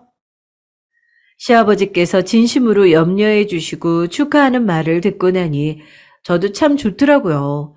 남편도 싱글벙글 하면서 말했어요. 저희도 파출부 아주머니 한 분 쓰려고요. 일주일에 한두 번이라도 힘든 일 맡기면 훨씬 이 사람이 편하지 않을까 싶어요. 그래, 그래. 아내 몸은 남편이 생각해줘야 한다. 꼭 써라. 시아버니는 고개를 끄덕이셨고 남편은 제 손을 꼭 잡으면서 웃었죠. 저는 마냥 행복하기만 했죠. 그리고 그 다음 달부터 당장 파출부 아주머니를 구했어요. 남편은 우리 동네에서 일 잘하신다는 분을 수소문해서 모셔왔다고 하더군요. 아주머니는 인상도 좋으셨고 제가 임신했다는 이야기를 하자 고개를 끄덕이셨습니다. 아유, 새댁 임신했을 때는 초기에 조심해야 돼요. 힘든 일 있으면 남겨놨다가 나한테 맡겨요. 내가 정말 일 하나는 자신 있거든. 감사합니다. 저희가 페이도 넉넉하게 드릴게요. 됐어. 아유, 난 그냥 받던 대로만 받으면 돼. 파출부 여사님은 성격도 시원시원했고 일도 정말 잘하셨어요. 여사님이 머무르신 지 6시간 정도 되고 나서 집안이 반짝반짝해지더라고요. 같은 청소라도 제가 하는 것과 여사님이 하는 것이 완전히 다른 듯한 느낌이 들 정도로요. 같은 청소기와 같은 걸레로 어쩜 이렇게 결과물이 다른지 모를 일이었습니다. 여사님, 제가 한 거랑 정말 달라요. 저도 나름 청소한다고 했는데 제가 한 건 제대로 된 청소가 아니었나 봐요. 아이고, 칭찬해주니 부끄럽네. 제가 좋아하니까 여사님도 웃으면서 흐뭇해 하시더라고요. 저는 여사님이 푸근해 보이셔서 첫 만남부터 정말 좋았습니다. 여사님은 일주일에 2번 저희 집에 오시기로 했는데 올 때마다 냉장고 청소며 화장실 청소며 밀린 일들을 전부 해주셨어요. 그러면서 저는 여사님이 잠시 쉬실 때를 틈타 커피도 타드리고 마주 앉아서 이것저것 수다를 떨거나 조언을 얻기도 했죠. 그렇게 제법 한참이 지났습니다. 제 생각에 1~2달 지났던 것 같아요. 저도 배가 조금씩 부풀기 시작했고 여사님도 저희 집에 많이 익숙해지신 상태였죠. 그런데 그런 어느 날 갑자기 시어머니한테 또 전화가 왔어요. 저는 이제 시어머니가 전화통화로 들볶는 걸 그만두신 지 좀 되었기에 별다른 부담감 없이 전화를 받았습니다. 어머님, 무슨 일이세요? 내가 오랜만에 너한테 싫은 소리 좀 하려고 전화했다. 예? 그때부터 벌써 불안한 기운이 감지가 되더라고요. 저는 수화기를 붙들고서 당황할 수밖에 없었어요. 너 살림을 어떻게 그렇게 엉망으로 하는 거냐? 대체 살 수가 없다 내가? 아무리 네가 게으르다고 해도 그러면 안 되는 거지. 네? 제가요? 하지만 어머님, 저는 요즘 그렇게 게으름을 피우지는. 너 요새 애비 아침밥 반찬 몇 개 해주냐? 빵, 떡 이런 걸로 해주고 있지 너? 아, 그게 딱 잘라 아니라고 했어야 했는데 너무 오랜만에 당하는 거라서 제가 순간 대답할 틈을 놓쳐버렸어요. 그때부터 시어머니 잔소리가 쏟아지더라고요.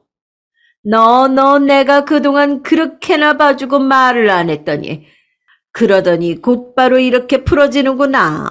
그리고 현관 청소나 베란다 청소는 매일 하는 거다. 남한테 맡기지 말고. 어머님 그건. 그리고 너 애비 다림질 제대로 안 해주지? 지난번에 우리 집에 왔을 때 애비 양복이 구깃구깃 아주 엉망이더구나. 어머님 죄송해요. 하지만 그건 그이가 너무 옷을 험하게 입어서 아침에 다려줘도 구겨져서 들어오기 때문에 또 변명이지. 어머님 그게 아니라 그리고 제가 임신 초기라 신경을 평소보다 못 쓰는 것도 있지만 누군 아기 안 낳았니? 너 어디 임신이라고 유세야? 난 애를 셋 낳았다. 그것도 아들로만 셋이었어. 그 열악하던 시절에 아이 셋 임신해서 떡두꺼비 같은 아들 셋 낳은 내 앞에서 무슨 유세야? 그 이후로도 시어머니는 거의 1시간 가까이 난리를 치셨어요. 전화통을 붙들고 있는 제가 어지러울 정도였죠. 중반부터는 시어머니가 대체 무슨 말씀을 하시는지도 제대로 못 알아듣겠더라고요. 너 내가 앞으로 매일 전화할 거다. 내가 그동안 봐준다고 편하게 뒀더니 아주 그냥 엉망진창이야. 그러고는 정말 끊어버리시더라고요. 저는 눈앞이 캄캄해서 주저앉은 채로 한참을 앉아 있었어요. 그리고 그날 저녁 저는 남편에게 그 이야기를 했습니다. 하지만 남편은 느긋하게 어깨를 으쓱할 뿐이었어요. 아휴, 지난번에 거짓말도 하면서 넘겼잖아. 심하지 않으면 그냥 들어드려. 우리 엄마 그냥 그게 취미인가 봐. 여보, 취미라고 그냥 넘기라고? 그거 매일 들어야 하는 내 기분은 어쩌고. 에이, 설마 매일이야 그러시겠어? 자기야, 나도 정말 회사에서 많이 피곤해. 요즘 명예퇴직할 사람 나오라고 계속 상사들이 그런단 말이야. 나 잘리지 않으려면 진짜 신경 많이 써야 돼. 남편은 오히려 저한테 하소연을 했어요. 사실 그때 남편의 회사가 상태가 많이 안 좋은 편이라서 남편은 이직을 해야 하는 건가 무척 고민이 많은 상태였죠. 사실 명예퇴직을 하기에는 너무 젊은 나이였는데 회사에서는 그것과 상관없이 젊은 직원도 다 자르려고 눈을 부릅뜨고 있다고 했어요. 명예퇴직이면 퇴직금이라도 많이 받지 험악한 상황에서 잘리면 그것도 없을 테니까요. 그러니 저는 남편한테 더 이상 하소연도 못하고 그냥 얼마간은 제가 참아보기로 했습니다. 정말 회사에서 너무 스트레스 받는 남편한테 계속 제가 더 스트레스를 주느니 제가 좀 참아보는 게 낫겠다 싶었거든요. 그런데 시어머니는 그 후로 정말 매일같이 전화를 하셨어요. 너무 험하게 말씀하시고 저한테 거친 말씀을 하시는데 눈물이 나더라고요. 게다가 이상한 건 시어머니가 하시는 말씀 중에 거의 대부분이 맞다는 거였습니다. 마치 우리 집 사정을 자주 들여다보시는 것처럼 잘 아시는 것 같았어요. 심지어는 냉장고에 오래된 반찬을 버리지 않고 있는 게 있었는데 그게 어떤 나물인 것까지 아셨죠. 그런 것부터 저는 조금씩 이상한 걸 느끼기 시작했는데요.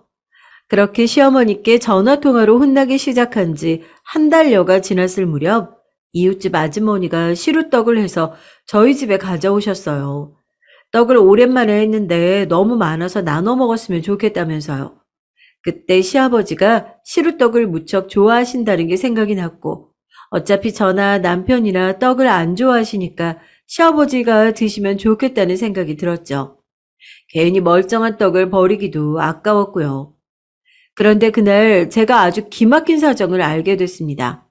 정말이지 생각하면 그 시루떡이 제겐 행운의 떡이었어요.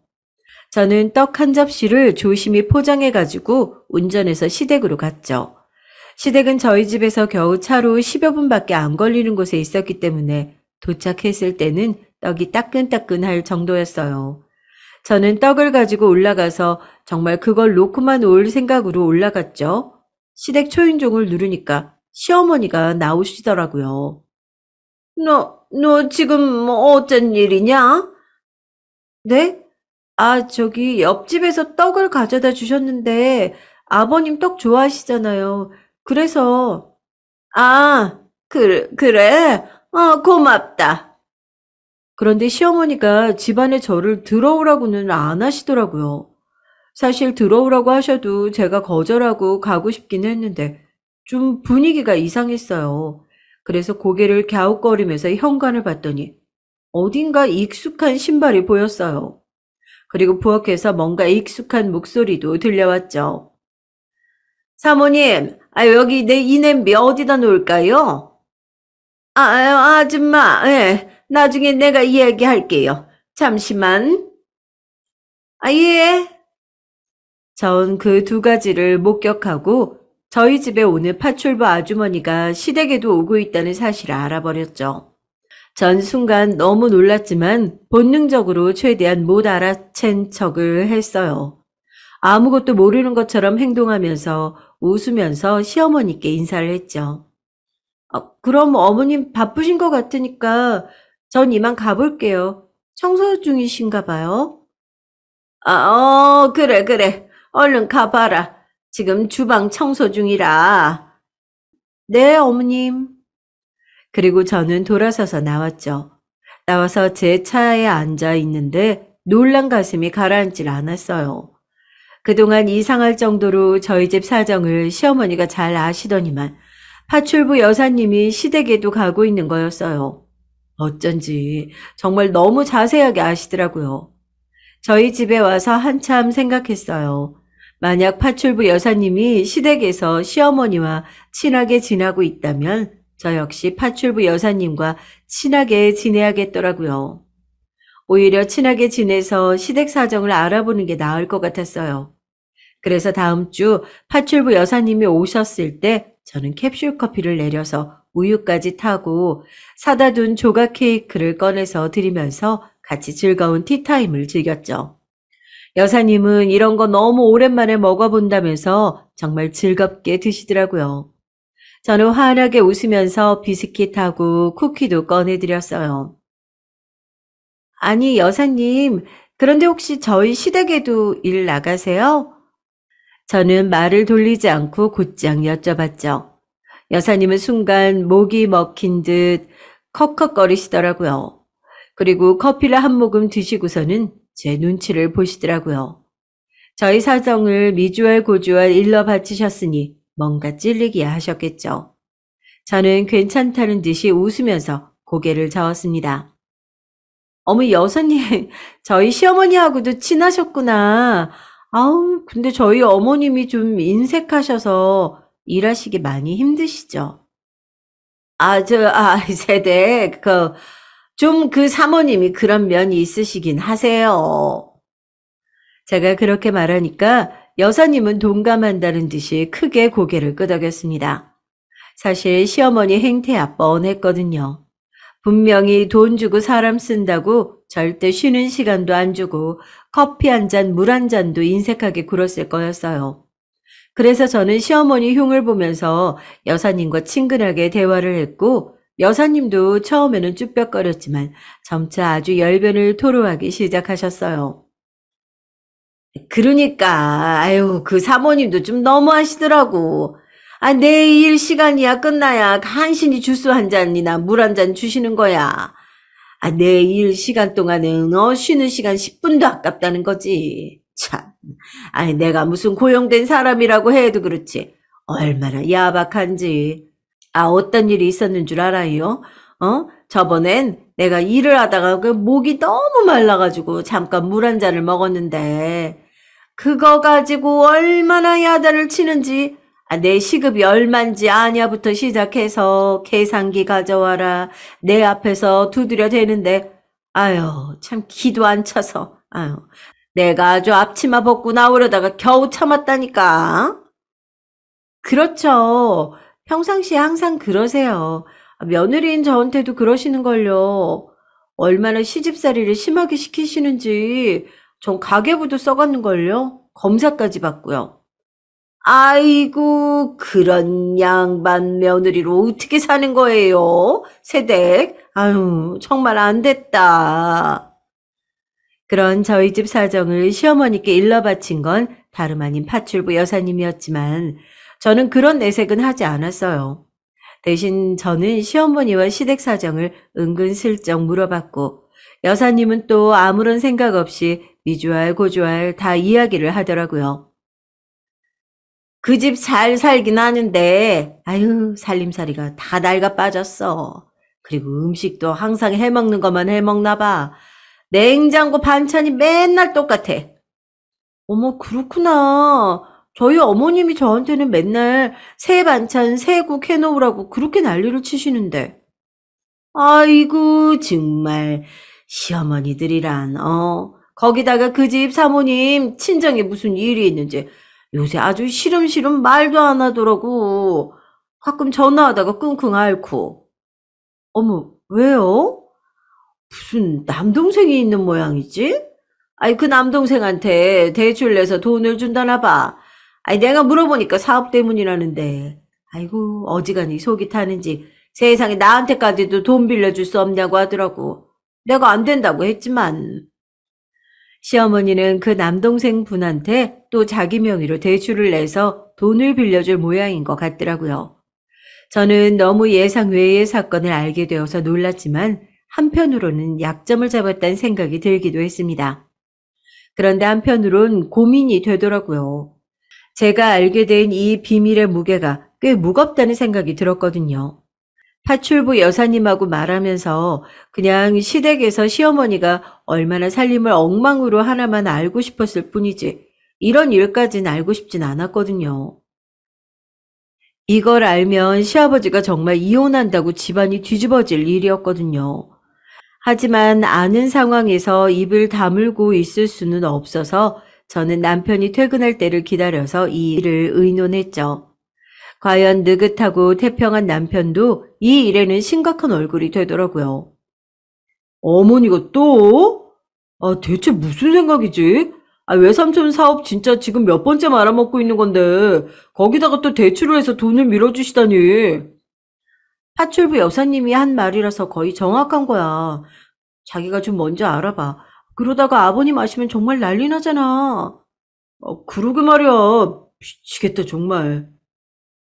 난 그냥 어머님이 살림 어떻게 하시나, 잘못하시는 거 없나 정도만 알고 싶었는데, 이런 걸 알게 될 줄은 몰랐어. 아주 골치 아파. 근데 자기는 이거 아버지한테 알릴 생각은 없어? 우리 아버지 알면 집안이 뒤집어질 텐데 어떻게 말해. 자기야말로 말할 생각 없어? 나? 저는 남편의 말을 곰곰이 생각해 봤어요. 제가 말한다면 이건 거창한 말로 복수가 될 거였거든요. 지금껏 당한 일에 대한 시원한 사이다 복수. 하지만 그에 따른 후폭풍까진 책임질 수 있을지 자신이 없더라고요. 정말 두 분이 이혼이라도 하시게 된다면 시어머니의 원망이 모조리 저에게 날아들어올 텐데 이것저것 생각하며 고민을 하고 있던 찰나 남편은 일단 피곤하니까 잠에 청하자고 했고 저희는 일단 저희 선에서 시어머니 일을 알아보기로 하고 일단락을 지었죠. 그런데 그 다음 주말 시댁에 남편과 함께 갈 일이 있어서 가게 됐어요. 시아버지도 시어머니도 다 계시는 날이었죠. 저희는 시댁에 가서 식사나 한 끼 먹고 인사드리고 안부 여쭙고 오기로 한 날이었는데 문제는 그날도 시어머니가 저를 보자마자 잔소리 폭격을 시작했다는 점이었어요. 시어머니는 제가 너무너무 못마땅하다는 듯이 제 얼굴을 보고서 싫은 투로 말을 꺼내셨죠. 계속해서 제 살림을 지적하는 말씀을 하셨어요.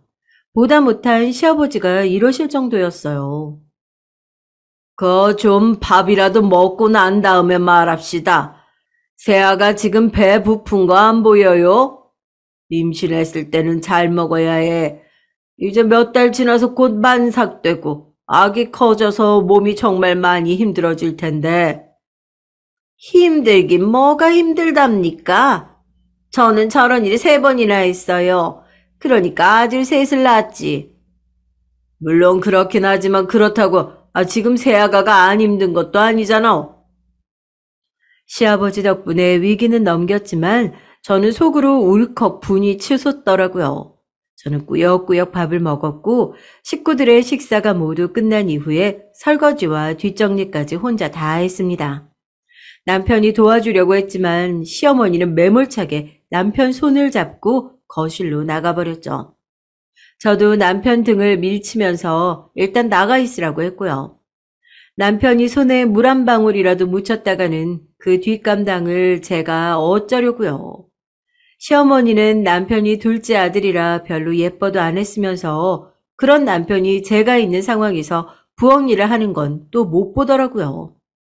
속이 부글부글 하는 상태에서 저는 뒷정리를 다 하고 거실로 나갔어요.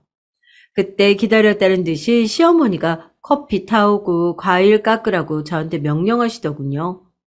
저는 이를 꽉 물고서 과일과 차를 대령했고 가족들이 차를 마시는 동안 혼자 과일을 깎았습니다. 그리고 아니나 다를까 또다시 시어머니의 호령이 시작됐죠. 너는 대체 어떻게 된 애가 제정신이니? 아빠 할 일은 매일 해야지. 그걸 뭐라고 모아놨다가 해. 그리고 계절마다 커튼 빨래는 미루지 말고 해야 하는 거야. 이런 걸 너희 친정에선 안 가르쳐 주시든? 그게요, 어머님. 친정에서 가정교육을 대체 어떻게 시켰기에? 애가 이 모양이야. 너 결혼한 지 몇 년이냐? 아무리 새며느리라지만 너 이제 그거 핑계를 댈 때는 지났어. 언제까지 이 모양으로 살 거야? 어머님, 제가 그렇게까지는 말대꾸 하지 마라. 어디서 말대꾸야? 너희 어머니가 널 어떻게 가르쳤길래 애가 이래? 가정교육 우는, 친정 우는, 엄마 우는 하는 소리에 복장이 터져나가더군요. 생각해보세요. 몇 년이나 결혼 후 계속해서 이런 식으로 스트레스를 받아왔는데, 게다가 저는 임신 중이었어요. 안 그런 척, 괜찮은 척 해도 온 몸이 예민하고 임신하지 않았을 때와 몸 상태가 너무 달라서 감정이 죽을 듯이 변덕을 부리고는 했죠. 그런 와중에 시어머니가 불을 들이부어버리니까 제가 제정신이기도 힘들었어요. 남편이 제 눈치를 보면서 말리려고 하고 시아버지도 시어머니가 너무 과격하게 말씀하시니까 말리려고 했지만 시어머니는 이미 저를 공격하려고 혈안이 되어 있어 아무 말도 들리지 않는 상태였어요. 너 내가 가만히 들으니까 정말 아무것도 아닌 허수아비로 보이니? 어쩜 그렇게 고약한 아이가 들어왔을까? 우리 집에, 내가 너였으면 정말 바짝 엎드려서 어른들 말씀 따르면서 그대로 했을 거다. 넌 어쩜 애가 그러냐? 저요? 글쎄요. 어머님보단 나은 것 같은데요? 자기야. 뭐라고? 너 지금 뭐라고 했니? 어머니보단 낫다고요. 아무렴요. 제가 어머니보단 훨씬 낫죠. 남편이 저를 말리려고도 했지만 저도 눈이 돈 상태였어요. 시어머니가 너무 믿고 친정이며 저희 엄마며 가정교육 어쩌고 한 게 그 무엇보다 화가 났습니다. 더 이상 어디까지 참아야 하지 싶은 생각도 들었고요. 최소한 저는 어머님처럼 대출받아서 사업에 밀어넣어주지는 않아요. 계속 망하는 남동생 사업이라든가 말이에요. 뭐라고? 순간 시어머니 얼굴이 새하얗게 질리더군요. 남편도 물론이고요. 거실에 침묵이 감도는데 제 말소리만 들렸습니다. 왜요? 계속 말씀해보세요. 대출도 해주고 보증은 안 서주셨어요? 집안 말아먹기 딱 좋으시겠던데요? 너 지금 무슨 소리를... 제 말 틀린 곳 있나요? 아니라면 아니라고 해보세요. 저희 집 파출부 아주머니한테 돈까지 꺼달라고 하셨다면서요? 아니야. 여보, 그런 거 아니에요. 정말이야? 새아가 말이 정말이냐고? 아유, 아니에요. 내가 그럴 리가요. 지난번에 한번 내가 뜨거운 맛을 봤는데. 새아가, 너 왜 그런 말을 했지? 저는 숨을 가라앉히면서 자초지종을 말했어요. 시아버지가 다 듣고 난 후 시어머니를 노려보셨죠. 시어머니는 새파랗게 질린 채로 입을 가린 채 울기 직전이시더라고요. 시아버지가 아무 말도 하지 않은 채로 시어머니와 함께 안방으로 들어가시고 나서 곧 안방에서 큰 소리가 나기 시작했습니다. 나중에 들었는데 시어머니는 친정 남동생한테 주려고 억대 대출을 받아놓은 상태였대요. 다행히 대출금을 남동생한테 입금하기는 전이었다는데 시아버지가 시어머니를 데리고 당장 은행으로 쫓아가서 시어머니 이름으로 대출을 조회하라고 해서 알게 됐다고 하더라고요. 심지어 보증까지 서주려고 준비하고 있었대요. 시어머니는 그 남동생하고 나이 차이가 아주 많이 났기 때문에 아들같이 여긴다면서 어떻게 망하는 애를 그냥 두고 보냐고 엉엉 우셨다더군요. 그 덕분에 정말 시부모님이 이혼 위기까지 가셨다는데 중간에 저희 아기가 태어나는 바람에 흐지부지 됐죠. 우리 집 최초의 손녀였습니다. 시아버지는 저희 아기한테 완전히 푹 빠지셔서 나중에 손녀한테 조부모가 다 늙은 나이에 이혼했다 얘기 들려주기 부끄럽다면서 이혼을 포기하셨습니다. 그 덕분에 시어머니는 이혼을 안 당할 수 있었지만 그때 이후로는 시댁에서 거의 말씀도 못하시고 눈치를 보면서 지내게 되셨죠. 제가 충동적으로 저지른 일이긴 했지만 그래도 무척 속 시원한 결말이기는 했어요. 제 이야기는 여기까지입니다. 잘 들으셨으면 좋겠어요.